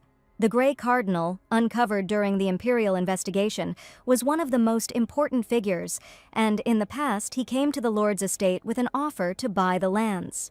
But the Lord had no intention of selling anything, and the next method they came up with was downright brilliant. They planned to use Viscount Kidland, a relative of Greenwald, to seize the lands and mines, to bury forever the secrets that had been kept secret in their families for a long time. This man helped Kidland capture Greenwald. In exchange, he received part of these lands. This is the deal they made. Since Duke Hexagon was involved, the imperial family acted quickly and decisively. But everything became possible only thanks to the evidence that the heroine found. Since the report was filed on behalf of Greenwald, no one will even know that it was she who did it. Honestly, it would be weird if people knew that a young girl had solved such a big case, because, as Dale said, it's better to stay out of the spotlight. It's enough that the people in the estate and Sophia know the truth, and everything turned out very well. The Lord wanted Enya to accept his gratitude, and it would make them feel better if they could repay their savior who had cured her, and Sophia also asked not to refuse the reward. But the heroine admitted that they had already given her the forest. That was more than enough, and in fact she had something to say about it. Dale heard that Greenwald had reclaimed many lands that the Kidland had previously captured. Now he knew a lot. He pointed to a large wasteland in front of the Lord's estate and assumed that she had already returned from Kidland. Dale warned that if the Lord gave the restored forest and wasteland to Miss Enya, would such gratitude not be enough? After all, she saved them all. This was the same land. Did the young man remember what she had said before? And now he himself raised this topic. She had originally planned to get the land, but after hearing Greenwald's story, it seemed wrong to ask for more. The Lord thought it was a wonderful idea and agreed to give all the lands to the girl who saved them. And Dale himself asked to express gratitude to them and asked the girl to simply accept it as payment for help. But if the Lord only gives her the restored forest, he will give her too much of the precious family, and the whole point of her return will be lost. Since she had already tested the soil in the forest and the garden, there was no longer any point in clinging to the land she wanted in the beginning, and more importantly, she wanted to show the world that Greenwald had risen again. She promised to help, as she was studying ways to cleanse lands poisoned by toxins. With the help of the temple, this can be done very quickly, and in fact, the heroine was loved by the local people, so she wanted to return what rightfully belongs to Greenwald. The Lord appreciated her words very much, but he was not sure that the priests would come all the way here. The heroine asked if there were enough funds for the donation because that was all they would need. It just so happened that she knew one priest well, someone who loves money very much, but if the amount is enough, he can come even to such a remote place. When Enya went outside with Dale, the Lord thought for a long time whether he had done everything right. The assistant admitted that the Lord had done a great job, although he still found it difficult to believe what was happening. His Majesty the Emperor was in Greenwald, so Lady Enya was the one he was looking for. But the couple looked incredibly happy, and now absolutely nothing mattered. After much work, the next day the heroine knew everything they would need to start clearing the wasteland. But she was haunted by the thought of whether everything was all right with Mr. Dale, because his health did not give her any peace. He stood in the street with an axe in his hands and chopped wood, as if he had not recently fainted. The young man already looked much better and healthier, and he probably no longer used teleportation scrolls. Standing on the balcony, the heroine looked at him, beautiful as always, and she understood that his wife would be incredibly lucky. The lady turned to Dale and asked if he was tired of chopping wood, but the young man looked healthy and cheerful. She was glad to see that Dale had been looking much better lately, and it seemed that he had actually stopped using teleportation scrolls since that day. And it seemed like she had gotten a lot out of him since she came here. He always listened and helped, and they had already been through a lot together. So Lita suddenly suggested going for a short walk tomorrow, or rather, she suggested going on a date. Early in the morning, they set off for a southern town near Greenwald, where a pleasant, cozy atmosphere reigned. But suddenly there was a loud scream, and one of the girls almost tripped over a stone and fell face down on the ground. Dale managed to catch her and asked her to be careful, especially if she had something sharp in her hands, and at that time the girl had a stick in her hands. The happy children thanked the mister, but it was the first time the young man had heard anyone call him that. Perhaps in the eyes of children, every adult is a mister or a meme, and that is why she called him that. The heroine's mood was lifted by the sight of children running around animatedly, because in Greenwald, there are practically no children to be seen. In the big city, everything was completely different, and there was a different energy here.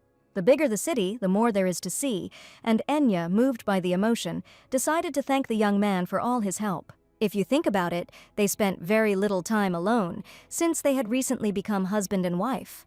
So she decided to make today special. After all, it was their first real date. The first thing they did was go to the Empire Salon, where Ben decided to buy some new clothes for Dale. After trying on several suits, the young man sheepishly admitted that there was definitely no need for this. And for him, spending a day with a girl was more than enough, so he felt awkward if she spent so much money on him. But when else would the young man have the chance to try on such cute clothes? She was ready to swear. Everything fits perfectly on the handsome guy. He looks good in everything, so it's a pleasure to buy clothes, and this boutique is for middle-class people, and the prices here are not too hard on the wallet. The heroine said that she had signed a contract, so she had money and asked not to worry. Since the deposit for the contract has already been paid, she has more than enough money, and the employee of the studio said that the suits that the young man tried on come with women's dresses. Lady Enya decided to wear one dress in the store and asked the rest to be sent to the address she provided. The shopping trip turned out to be a great success, and Dale really liked the clothes the lady chose for him. She heard that there were many famous tea houses here and suggested going into one of them for a tasty snack. Dale was willing to do anything as long as she was around, and the boy always had sweet words. Enya hadn't known Dale for very long, but strangely enough, she felt as if they had known each other for years. Just being around him made her feel better, as if they had known each other their whole lives.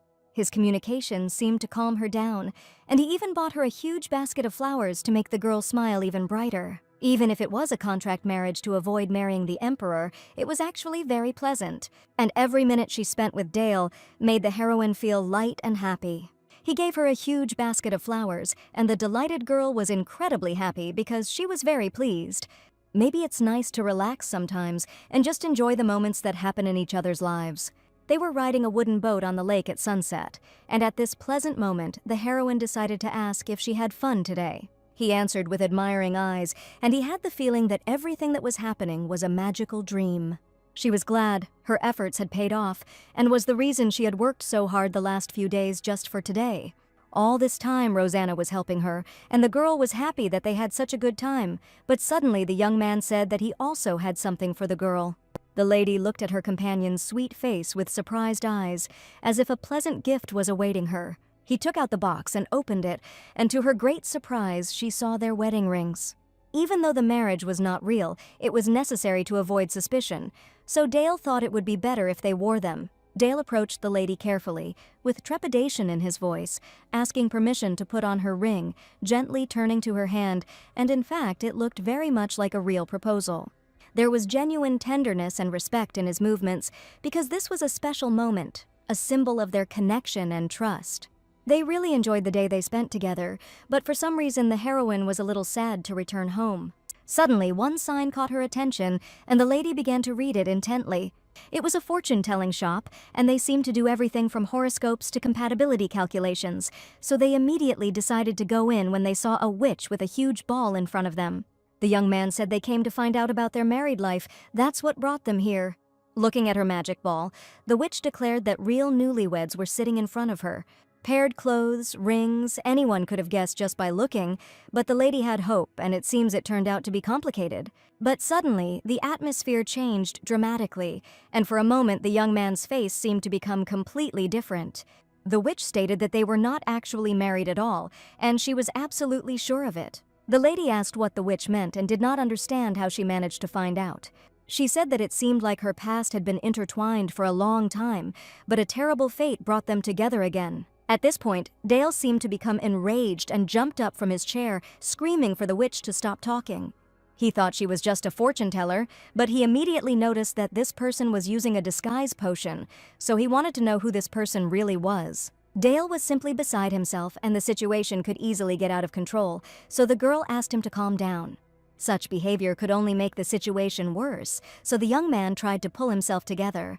The young man simply pounced on the fortune teller, and he did not understand at all how this could have happened.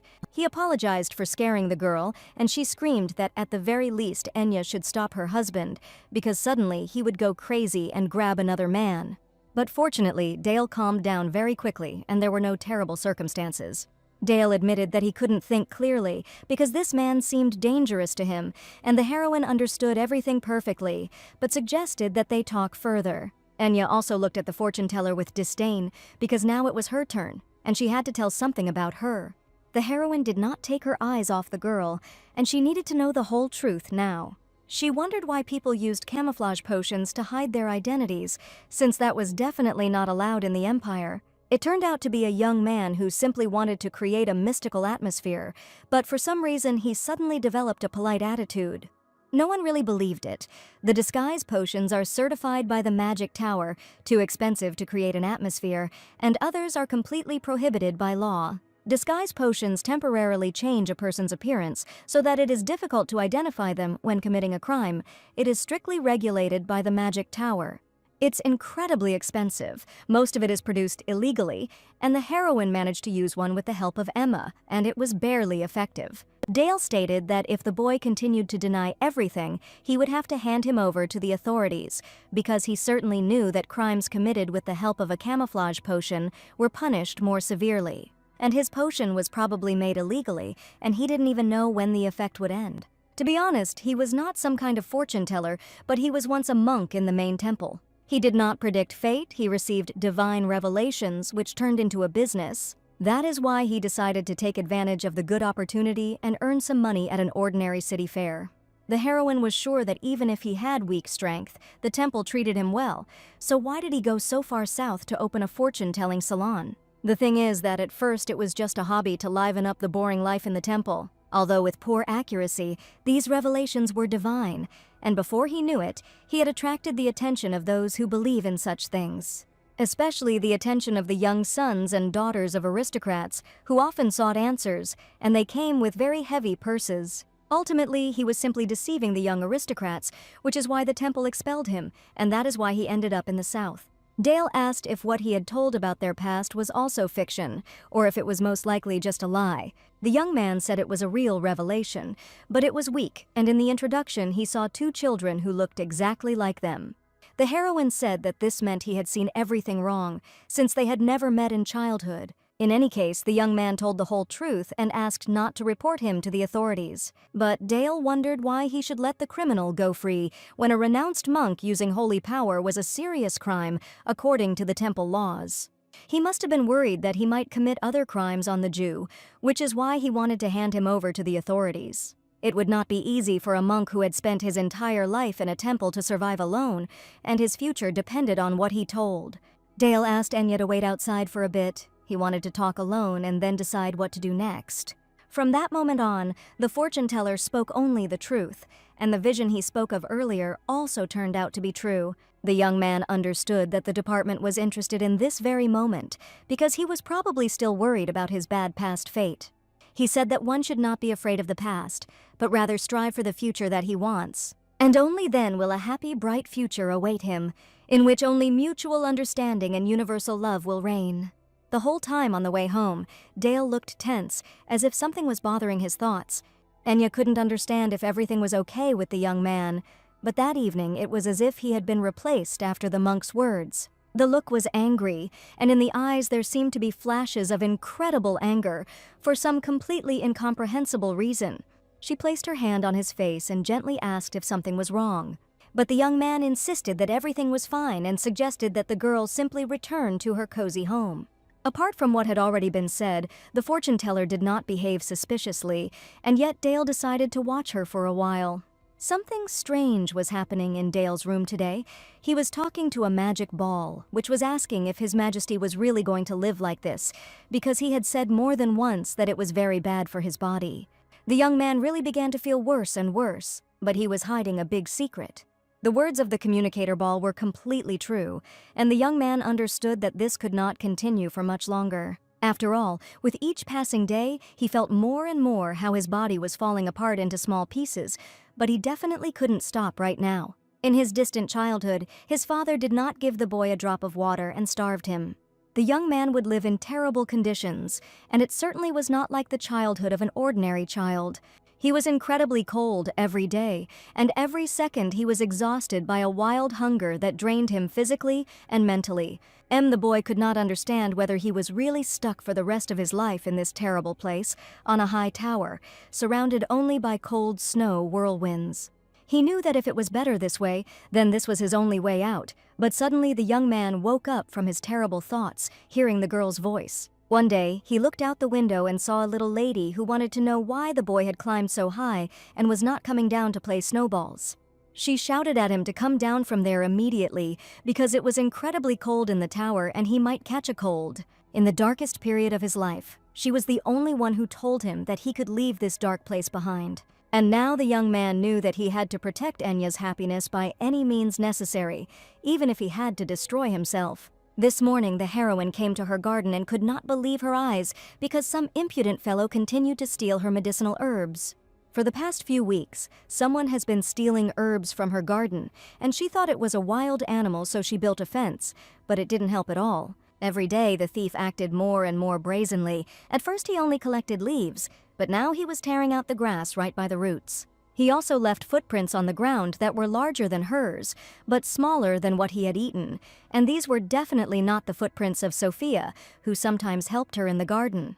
The heroine even assumed that there was a brazen thief in her garden, but she did not understand where he came from. This morning, Sophia came to help the girl plant new plants and greeted her happily. Today she came to help again, and wanted to work from all the villages because she was incredibly happy that she could just help her friend. After business was finished, Sophia admitted that she had something to tell and she would like the lady to surprise her with a little time. She didn't think it was the right time to talk, and Sophia looked tense today. The heroine did not understand what was going on, but was glad to receive any invitation from the nice lady with whom she had developed a very good relationship. After gardening, Sophia admitted that she recently found out who Enya really is. Sophia politely handed the girl a handkerchief and asked if everything was okay with her, because the girl's face had changed a little. Enya couldn't believe that Sophia actually knew who she was, and she waited impatiently for her words. She asked what Sophia meant and wanted to know as soon as possible what she had in mind. Sophia admitted that, to tell the truth, she felt from the very beginning that Enya was an unusual girl. Despite being a commoner, she was never afraid of Lady Adeline and always held her head high before her. Sophia also managed to find out that there was no real owner of the angel's horn, such an expensive decoration that no aristocrat had. And Rosanna, who told her about it, also about the reason why they entered into an alliance with Greenwald before the conflict was resolved, was that they trusted her advice. Sophia could probably be wrong, but she had been watching the girl for a long time, and some puzzles were coming together in her head, and the grandfather and the yurt also seemed to be treating her with caution, as if they had found out who she really was. Moreover, Sophia has known Enya for too long, and while they were spending time as friends, she noticed something. It was all about the grace she saw in every movement she made, the way she sipped her tea, or even the way she simply walked. For Sophia, it was a perfect example from the etiquette books, and that was when she finally realized something. That the girl is probably an aristocrat who had to flee to a distant village for some reason. Sophia was certain that Enya was an aristocrat who ran away because of her love for Dale, and she was absolutely certain of it. She was a fan of romance and immediately understood it, because the romantic love story between her and Dale could not be hidden, and when they were looking for Greenwald's documents, Sophia enthusiastically talked about this affair. Enya thought she had found out that she was the daughter of a family, but it would be bad if she dug deeper now, so the heroine revealed that she was the daughter of an aristocratic family that was falsely accused and fell into disgrace. She said that when her family was going through a crisis, Dale, a mercenary, helped her escape secretly. And if His Majesty the Emperor finds out that she survived, he will bloodthirstily kill her despite her sweet appearance. That's why Enya asked to leave this conversation between them, because Sophia must be able to keep secrets that no one else should know. Sophia apologized for speaking about it so casually, because she had no idea that this had happened, and Enya was her precious friend. The lady understood that the girl had probably been through so much, and Sophia offered her help at any time of the day or night if her precious friend needed it, but she promised to keep this secret a secret. Enya thanked Sophia for her concern, but she was not very pleased to lie to such a sincere girl. But now she had no other chance because the Emperor could find her. As Greenwald's position improved, Sophia began to receive invitations to social events, but she admitted that she had little understanding of etiquette. Perhaps it was for this reason that the girl was so drawn to her, a graceful lady who knows her worth and knows how to conduct herself in society. Sophia admitted that when she saw her elegance, she realized that this was exactly the grace she had always dreamed of, but it was very difficult to learn from books. Enya offered to teach her etiquette. Sophia promised to keep her special secret, and she really wanted to help the sweet girl look great in high society. Sophia couldn't believe her luck and wouldn't even dare to ask for such a thing, but her friend herself offered to teach her grandiose etiquette, and for Enya it was also a joy because they became very good friends. Already at the first lesson, after a couple of hours, Sophia lay down on the bed and declared that she could not do it anymore because learning gracefulness turned out to be incredibly tiring. Enya suggested stopping for today and continuing the day after tomorrow, and Sophia would never have thought that learning etiquette would be so difficult. The girl was absolutely without strength and could not even walk the mistress and they to the room. But Talia walked, smiled, and asked Sophia to have a good rest. Today she worked very hard. Some time ago, Enya actually believed that Sophia had somehow learned her secret, that she had once escaped from the Emperor and was still hiding. She didn't even suspect that she looked like an aristocrat, and it seems that in the future she needs to be more careful so that no one else suspects anything. The lady said she would come for the girl, but it seems she still has a little time to be alone with herself. She decided to look around the garden. The sun was setting faster than she thought, and it was getting darker with each passing minute. At that moment, she didn't realize that perhaps she should have waited for Dale at the estate gate. When she was about to leave for the estate, she suddenly heard a strange crunching sound right in the garden next to her, and of course she wanted to know what was going on here. Her eyes were definitely not deceiving her. There was a hooded man in the field, happily eating her grass. He brazenly tore off each leaf and put it in his mouth, chewing it thoroughly. The heroine fell into a stupor and did not understand what to do, call someone for help, but if she did so, he would be able to escape, and she would never be able to find him again. This man was wearing a dark robe and a hood, but it seemed that the girl immediately recognized him even from behind and was going to deal with him right now. She suddenly grabbed a nearby shovel and screamed at him. How dare he eat grass right in her garden? But he was acting completely shamelessly. Enya, without thinking, hit him with the shovel and screamed at him for daring to stretch out his dirty paws to her precious seeds, which she had grown with such care and trepidation. Trying to punish the thief right at the scene of the crime, she only regretted the precious herbs that she had barely managed to obtain and grow. All this time, this very man was causing mayhem in her garden, and the young man was outraged that she had suddenly hit the man with such a heavy shovel. Suddenly, the thief said strange words. Didn't the teacher tell the girl to be careful with suspicious people who could certainly easily harm her?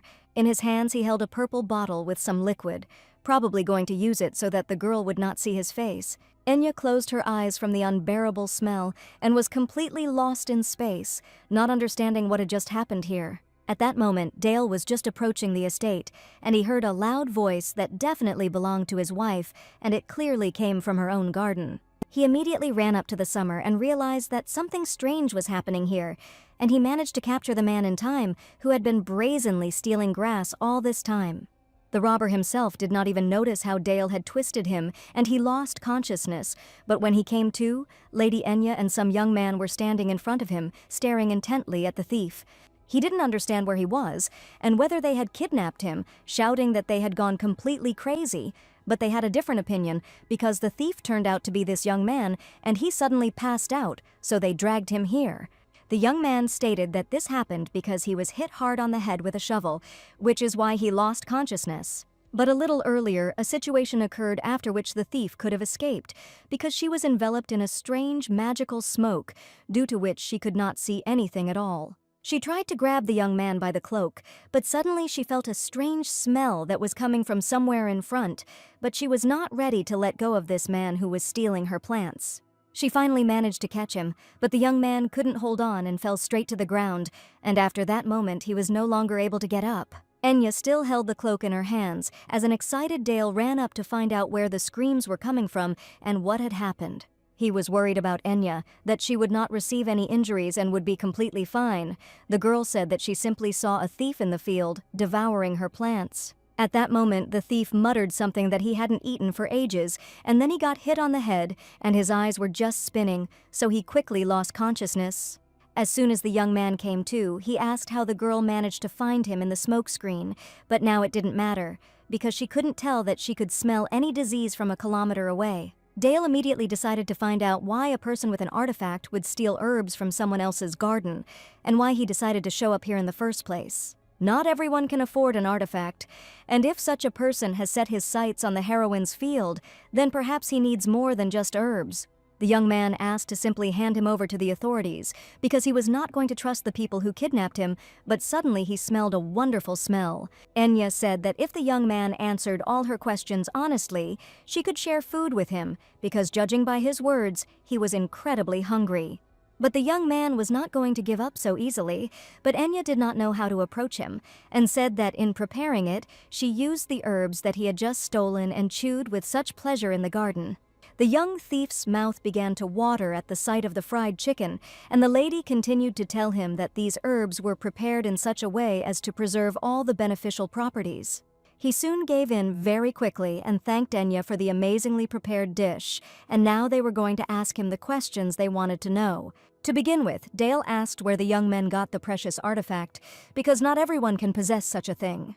The young man said that he actually made it himself recently and is an ivory tower alchemist, so creating artifacts is not a serious problem for him. But these words confused his girl even more, and if the young man was from the ivory tower, he should not have stolen herbs from the field, even if he needed them for research. The truth was that he had been kicked out of the tower a long time ago, and had been living on the streets for a long time, and had become very hungry, so he had started stealing herbs. The ivory tower was created by aristocratic families. Naturally, everything revolves around their interests. If he had focused on making weapons or cosmetics, perhaps he would not have been kicked out. But when it came to making other products, the young man wanted to create things that would help people, not destroy everything around them. For example, he knew how to increase the yield of wheat or barley for tenant farmers, which could be incredibly helpful in developing agriculture. He also wanted to say a device that would make summer and winter easier for those who live in slums, so that small children would not die in the cold winter and their parents would stop suffering. When he left the tower, he hoped that he would be able to fulfill his dreams, but outside the tower, he was absolutely nobody. His funding stopped overnight. The young man was left penniless, unable to do anything except research, and therefore unable to even find a job. He felt ill from living on the street, and then he heard about the herb garden, because they say that thanks to them, the Lord's health quickly improved. But the heroine knew that his condition returned to normal thanks to holy water. The young man admitted that even if he was in despair, he should not have done this, and sincerely apologized to Milady. He was incredibly sorry, but it was because of the wild hunger. That was why he was not himself. His story touched Enya, but she could not blindly believe the words of a stranger, especially one who stole from her own garden. The young man gave his real name, Edward, and for some reason the heroine wanted to believe him, because she understood how difficult it was for him. She decided to introduce the young man to Lord Greenwald and leave this decision to the Lord. She herself decided to keep an eye on him, because an experienced alchemist could definitely be useful to them. The Lord will truly be able to determine the value of his work, and he values people who can contribute to the improvement of life in Grunwald. Of course, the Lord won't hire him right now, just at the heroine's request, and Edward will have to prove his worth. She couldn't even believe that he really had such a chance. Even though he brazenly stole plants from the garden, she was still willing to give him a chance because she sensed good people. She heard the story of his life and believed in his dream, because if he wanted to do evil, he would have stayed working in that tower, faithfully and loyally following orders. The young man could not believe his luck, because it was as if he had found himself in a fairy tale, and with a happy smile in his eyes, he thanked the girl for the incredible opportunity to improve his life and the lives of other people. And Dale, all this time looking at his wife, understood more and more every day that she had never learned to ignore those in need and was ready to help every person with a kind heart.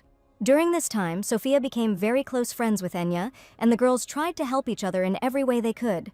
Suddenly, the heroine thanked Sophia for her help, because she had heard that Edward was now working in the estate, and the Lord himself probably helped with this. But Sophia insisted that they were the ones to thank him for, because the alchemist was a very rare and valuable acquisition, and as soon as her grandfather found out about him, he was incredibly delighted. Sophia found that she very often relied on the support of her new friend, because she even chose the gift that she was going to give to the Countess herself today. After all, she found out that she liked it so much, and she so carefully grew all the herbs and carefully placed them in beautiful jars so that the gift would look unsurpassed. Enya simply recommended a tea that helps weather-sensitive people, but Sophia was also incredibly helpful with choosing a site, and the heroine suggested taking this as a mutual gratitude. She wished the girl a pleasant time at the estate of Countess Clemente, to whom Enya went with great pleasure to congratulate the venerable lady. All the guests desperately tried to surprise the Countess, and even presented cups made by the master, and the nephew's dissertation was even recently published in a famous imperial magazine. The Countess looked at the guests and understood that the wealth and power of the Clemente family were incredibly desirable, which is why everyone treated her with such respect. She had lost her husband and children and now lived alone in the house, and without guests the loneliness would have consumed her, so she opened a salon, but this only increased the emptiness inside. On the other hand, she used such people to protect her family, and she was sure she deserved it, because it was too late to expect anyone to sincerely take care of her just like that. Lady Greenwald also arrived at the event, was incredibly glad to see the Countess, and the lady considered her polite and reserved because only she never flattered her. Sophia didn't go to her birthday party empty-handed, and it was this gift that Lady Enya helped her choose. Sophia felt a little insecure because she appeared in high society for the first time after studying the manners of etiquette and tried in every possible way to follow them. As the butler escorted the guests to their seats, they chatted briefly with Lady Sophia, and holding a beautifully decorated box in her hands, she admitted that she could not come empty-handed. The weather was getting colder and colder, and Sophia noticed that the Countess had looked tired lately, and her complexion had become completely dull. Sophia was worried, thinking that the Countess was overexerting herself or was very nervous, and that was why she chose a gift especially for her. She admitted that in the cold months it is better to drink herbal tea, which will help restore energy, and the Countess even thought that she was also good at controlling her face in front of other people. Sophia told the Countess everything word for word, and her friend Enya helped her with this, because after hearing this story, she carefully prepared herbal teas and said that they would warm not only the body, but also the heart. Sophia was worried because she did not want to say that the Countess had a cold heart, but the lady understood perfectly well what was being discussed, because the young lady was very worried. A gift given not out of flattery or ambition, from a man who thought of her sincerely, and when the Countess realized this, she was touched, because she had not received something like this for a long time. Sophia took care of her health, as well as the state of her soul, and for the Countess this was the highest gratitude. She brewed a delicious aromatic tea and thanked her friend Enya with all her heart for the wonderful and thoughtful gift.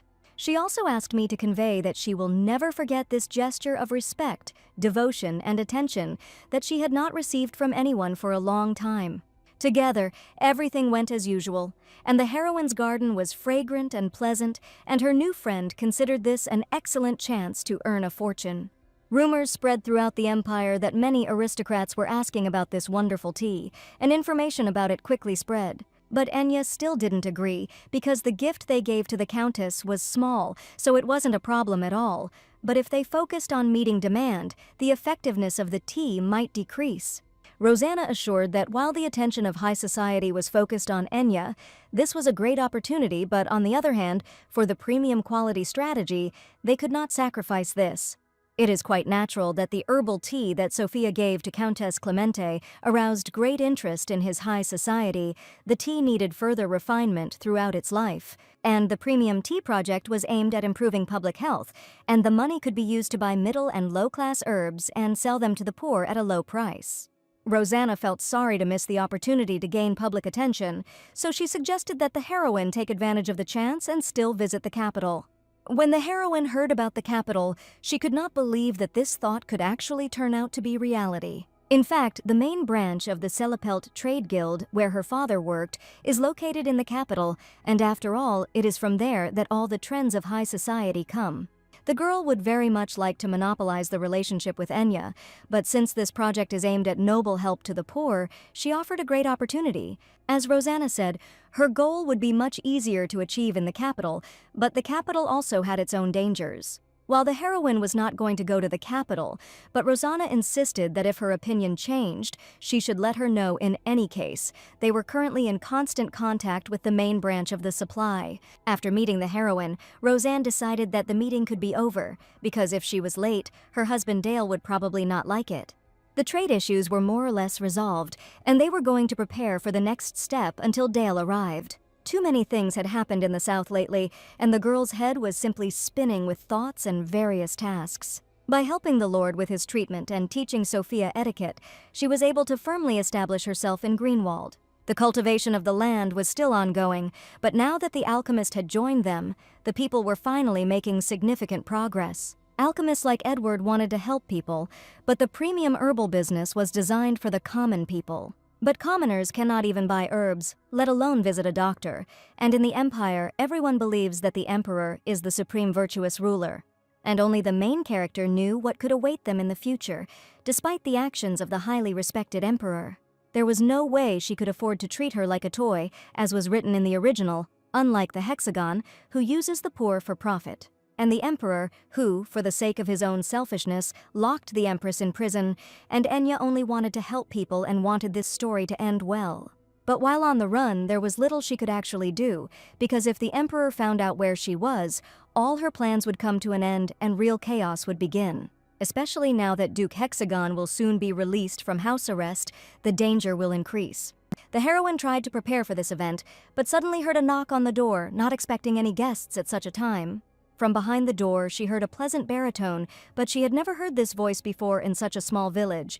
Outside guests were a rarity.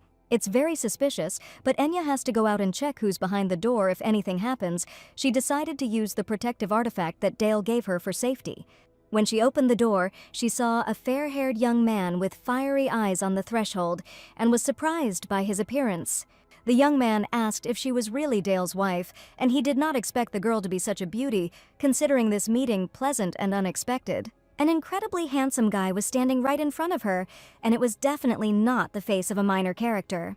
This man called himself inseparable friends with Dale, although Dale did not say that a friend was supposed to come to him today, so they were a little tense.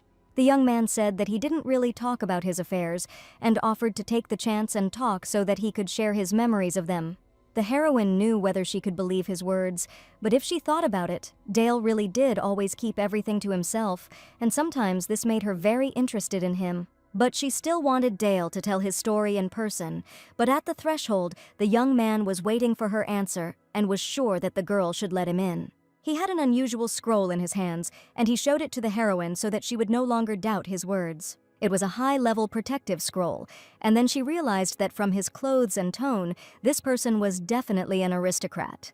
The young man realized that the heroine was afraid to let him in because he could probably harm her, which is why he offered to take the scroll for her. He asked to simply tear it apart because this scroll probably provided some kind of protection, and he didn't just offer it so easily.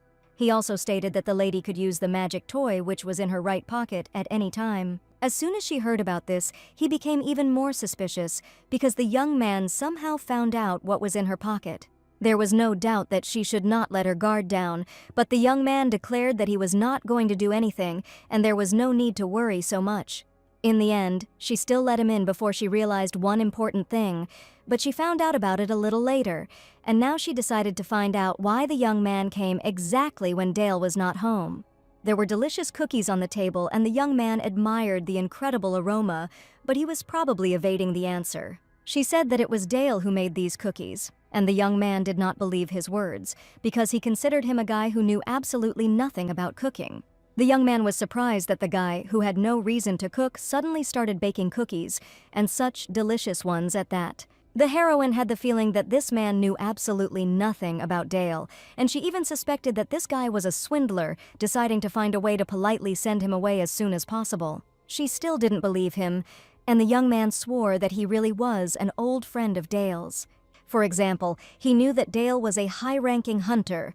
Deep down, he was cold and indifferent and had never been interested in anyone. But Enya had a completely different opinion because her husband was always kind to everyone and every local resident loved him in the village. His alleged friend insisted that this was definitely not the same Dale, and it sounded like he was just pretending to his wife. Enya felt increasingly tense and had no intention of joking with the stranger she had mistakenly let into the house. She wanted to know who he really was, and the fact that he gave her a scroll of protection did not confirm his identity. That's why the heroine insistently asked him to tell her the whole truth about who he really is, because it might not end with a simple farewell.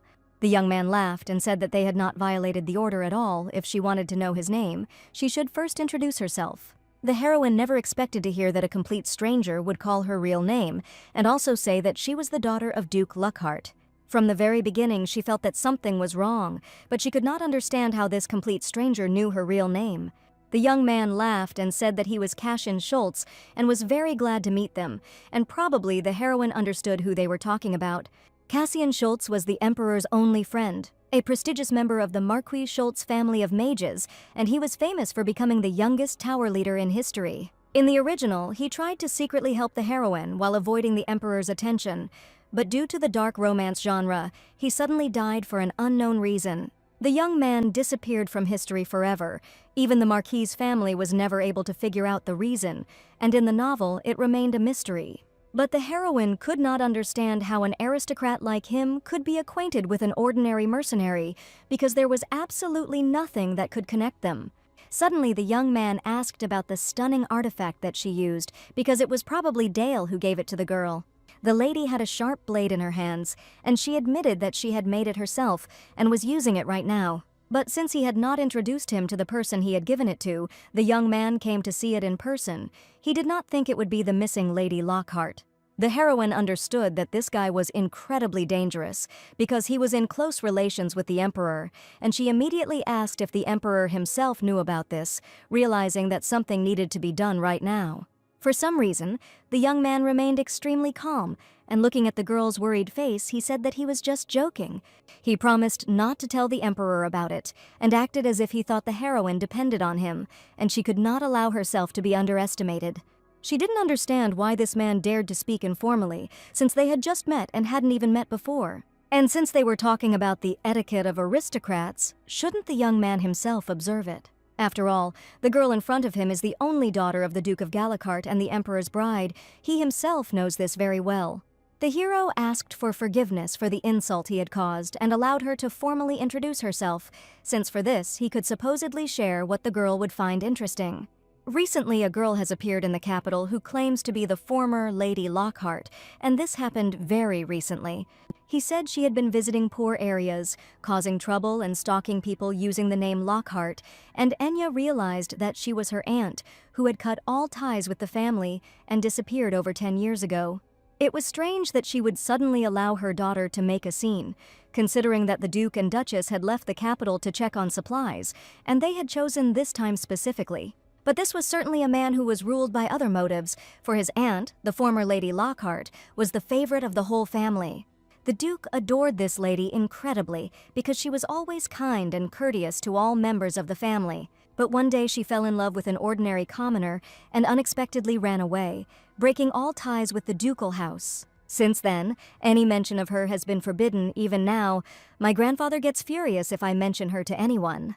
The commoners and the lower nobility would not dare to tell grandfather about this, and perhaps this is exactly what the criminal wanted, because the escalating scandal is needed to harm the Lockhart family. Could anyone possibly have the courage to target the ducal family, the emperor's closest supporter?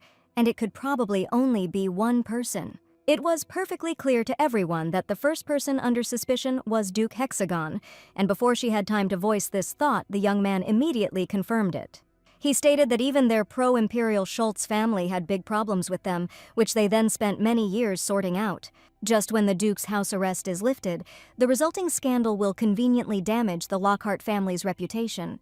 And since the Emperor had gone to winter training, the timing was too opportune, since it concerned the girl's family, and he suggested that the young man personally investigate the matter. The heroine did not understand why he decided to help her, because they had only met today and knew absolutely nothing about each other. She listened attentively to the young man, trying to understand his true goals, because no one in this life will do good for nothing. The young man confessed, one could say that he decided to repay an old debt, which had probably long been forgotten.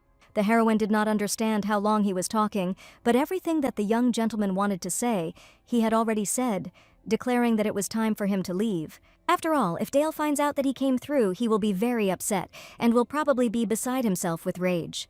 With a wave of the teleportation scroll, the young man instantly disappeared, and she couldn't even say another word to him, trying to understand what had just happened. As soon as Dale returned home, she told him the whole truth, that just a few hours ago, this young man was here. She also told her that he said that he was a friend of hers, and really wanted to know if they really knew each other. In fact, he was not his friend, and they had simply worked together before, and the artifact he gave the girl was simply part of the job, and since the young man was a high-ranking mercenary, he was probably often hired by aristocrats. After admitting that the young man had told him about the disturbing strange news, Dale tried to find out what exactly had happened. To begin with, he already knew the heroine's identity and mentioned that someone was posing as her aunt's daughter, about whom nothing had been known for a long time. In other words, someone was posing as her cousin, who is known to us as having fled from the common people and left home more than 10 years ago. The problem was that Enya barely remembered her, and after what happened today, she tried to remember at least something. Of course, she had talked a lot and often with her aunt, but she didn't remember the details, and in fact, she didn't remember anything not only about her. Her entire childhood from a certain point seemed to be erased from her memory, and no matter how hard the heroine tried, she was completely unable to grasp a single detail of her childhood. Perhaps if she meets her one day, she will be able to restore her lost memories, because she also knew a little, but now she has another plan. Enya wanted to go to the capital to find out the whole truth, because fortunately the Emperor, her parents, and even her brother had left, and there could not be a better time. After her words, Dale asked if he could accompany her on such a long trip to be sure that the girl was completely safe. It just so happens that they are currently looking for a person who will be engaged in the trade of luminous stones in the capital, and if the girl allows, Dale can apply for this role. It was true that investigating alone increased the risk of her being discovered, and she needed a partner. Since Dale was the most reliable partner, the heroine happily shook his hand and agreed to go together to the exciting capital. A few days later, they arrived at the capital of the empire, using the camouflage potion from the tower, which was not easy for him to get, but he understood that it was necessary so that they could move freely around the city. Enya was incredibly happy that Dale went with her, and everything was going smoothly and very well so far. Suddenly, she saw her brother Samuel Lockhart on the street, but he should definitely have been at winter training and should have left the capital long ago. The brother apparently sensed the presence of his sister and turned around as soon as she approached him. Dale grabbed Enya's hand sharply and pulled her towards the alley so that they could quickly hide from prying eyes. She leaned on the young man in fear until he understood what had happened, or else he said that she had just seen her brother on the street and that someone was definitely following them. Dale saw a guy with silver hair and blue eyes walking towards them, and he was heading straight here. The young man quickly walked towards where the heroes were hiding, and in a few seconds he should have seen them, and Enya was completely frightened that he had managed to notice her. The heroes had only one solution left, so that the young man would not pester them with questions, and Dale gently wrapped his arms around the girl's neck.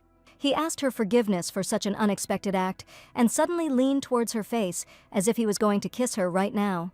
It still seemed to his brother that Enya was somewhere nearby because he definitely felt her presence. Therefore, the heroes had only one chance to remain unnoticed, but they could make sure that the young man would definitely not ask anyone about anything. When the brother approached the alley, he saw only a couple in love, who were kissing passionately and paying no attention to him at all. Feeling incredibly embarrassed, he looked away from the couple, and seeing the girl's dark hair, he realized that this was definitely not his sister. The potion worked. The young man realized that he was mistaken, because his sister's hair was a completely different color, but he could not believe that he was mistaken. He thought that the girl had a different hair color. They probably just looked alike. And besides, he knew that his sister was on the run, and there was no way she could end up in the capital. Dale looked closely at the heroine's brother as he left, and his method turned out to be very effective. Enya's brother left. It was all over, and now she was completely safe, because he didn't recognize her at all because of her dark hair. But the heroine now would have been absolutely indifferent to what her brother had just almost noticed, and she was thinking about something completely different. The sweet taste of Dale's kiss remained on her lips, and her body seemed to float above the ground, and her mind had no idea what had just happened. She was still touching her lips with her hands. I don't understand what just happened, because just a couple of seconds ago, their lips almost touched. Dale moved closer to Enya, his breath soft and warm. He carefully touched her lips, as if afraid to disturb this tender moment, although it was done so that her brother would not notice them. The young man began to worry that he had frightened the girl, admitting that he had simply panicked and tried to find a solution as quickly as possible. The heroine was sure that her brother would be at winter training, but he ended up on patrol, so she assumed that it would probably be better for him to return home. But Dale also couldn't think about everything that was happening, but only tremblingly touched his lips with his hand, which had just been so close. They went to Dale's house, and when the heroine put on her disguise after returning home, she was surprised to see a luxurious mansion in front of her. It was a quiet, nice area with shops nearby and a lovely little garden. Inside, it turned out to be much more spacious than the heroine had imagined, and there was even a third floor. Enya carefully opened the gilded handles of the window, and it swung open softly, revealing a beautiful view of a well-kept garden. The greenery of the trees, the bright flowers, and the quiet alleys created a feeling of privacy and harmony. Breathing in the fresh scent of flowers and morning dew, she felt calm and inspired. Warm sunlight flooded the room, filling it with a soft glow and reminding her of the beauty of this world. Enya was simply overjoyed to see all the beauty that opened up before her eyes. She was so happy that she could not contain the wonderful emotions of admiration that filled her soul. But the young man considered this house old and empty, and even suggested that the girl might be uncomfortable, promising to find a new place as soon as possible. Enya didn't complain at all, and said that the house was amazing, and she was just surprised that there was such a wonderful place in the capital. He was just lucky to buy a house from a friend at a cheap price, although in fact he gave almost all his savings, but now he was incredibly happy that Enya liked this house. This room was the sunniest, and Dale suggested that Enya settle in it, because she immediately liked it very much. And his room was located right next door. But as soon as the young man approached it, he stopped for a moment. But for some reason the room was completely empty, and there was absolutely nothing in it except the windows. There were no armchairs, no bed, not even small chairs. In fact, everything in this room was supposed to be different, and Dale was absolutely sure of it. Come to think of it, her room was fully furnished. In the room they had a huge bed, perfect for two, and even decorated with suspicious rose petals. Probably someone asked the maids for these too far. The hero realized that these people definitely overdid it while they were cleaning up, waiting for their master. Enya assumed that the boy would probably not be able to use this room, which meant that there was only one bedroom left in the house. Dale was in a rush to get ready for the trip and left the cleaning to others. Since he planned to live alone, he forgot to put in a second bed and was very worried about it. The young man suggested sleeping on the sofa in the living room and asked Miss Enya not to worry about anything else. But the girl decided that everything was fine and didn't want the young man to feel uncomfortable by offering to sleep together because the bed was incredibly huge, and she also didn't want Dale to be cold and uncomfortable. When the young man heard that the girl was going to sleep with him, he opened his eyes wide in surprise for a moment. If you think about it, Dale is a very serious person, and from the outside they looked like a married couple, so sleeping in different rooms would seem very strange. Still, they needed to save the story, and when they entered the bedroom, the heroine chose a place on the left for herself and invited the young men to take the right side. Smiling, she even built a wall of pillows and was sure that the young man would be very comfortable. The long journey had left the heroes incredibly exhausted, and that night they slept in the same bed for the first time. While the lady finally closed her eyes from extreme fatigue and tried to fall asleep as quickly as possible, terrible events began to happen in the capital. Recently, an epidemic began in the capital, and a severe skin disease spread among the aristocrats, but no one knew what kind of epidemic it was. They say the itching is so bad that it drives girls crazy, and no one could find a cure that would help even a little. Afterwards, however, there were terrible scars that remained on the skin forever, and the sharply short ones could not find a place for themselves and did not understand how their beautiful skin could turn into something terrible. Suddenly, Enya opened her eyes in fear and did not understand where she was now, because she had just had an incredibly terrible dream. Her heart was pounding wildly, and she couldn't understand whether it was truth or reality that had just entered her consciousness. But it was too realistic for a dream, and was it really like that in the original? Something like the story of her aunt, which she had completely forgotten, because sometimes the heroine saw such dreams, and memories surfaced. In her past life, she read this story and realized that she was inside the novel at a very young age, and it is not surprising that she forgot a lot, but still she decided to be on guard if the epidemic suddenly came. She turned around and saw a handsome young man sleeping on the bed next to her, who was probably already in a deep sleep. Enya looked at him quietly, admiring his calmness and beauty. Dale looked asleep. His face was calm and sweet, as if he had found the peace he had longed for. His breathing was even and his lips were slightly parted, creating a sense of serenity. Although she was worried, she had succeeded so far, and besides, Dale was now next to her, kind and reliable. It seemed that before it was difficult for him to fall asleep, but now everything was different. He was probably tired from working as a mercenary, but he still decided to go to the capital, for which the heroine was incredibly grateful to him. Lady Enya quietly approached the sleeping Dale, her heart beating in time with his calm breathing. Carefully, with tenderness and trepidation, she touched his face with her lips, leaving a soft kiss. At that moment, the young man suddenly woke up, as if he had suddenly felt something that he had definitely never felt before. He didn't even understand whether he had dreamed this beautiful kiss. But at that moment, he realized only one thing. If he constantly thought about this girl, he would soon definitely go crazy.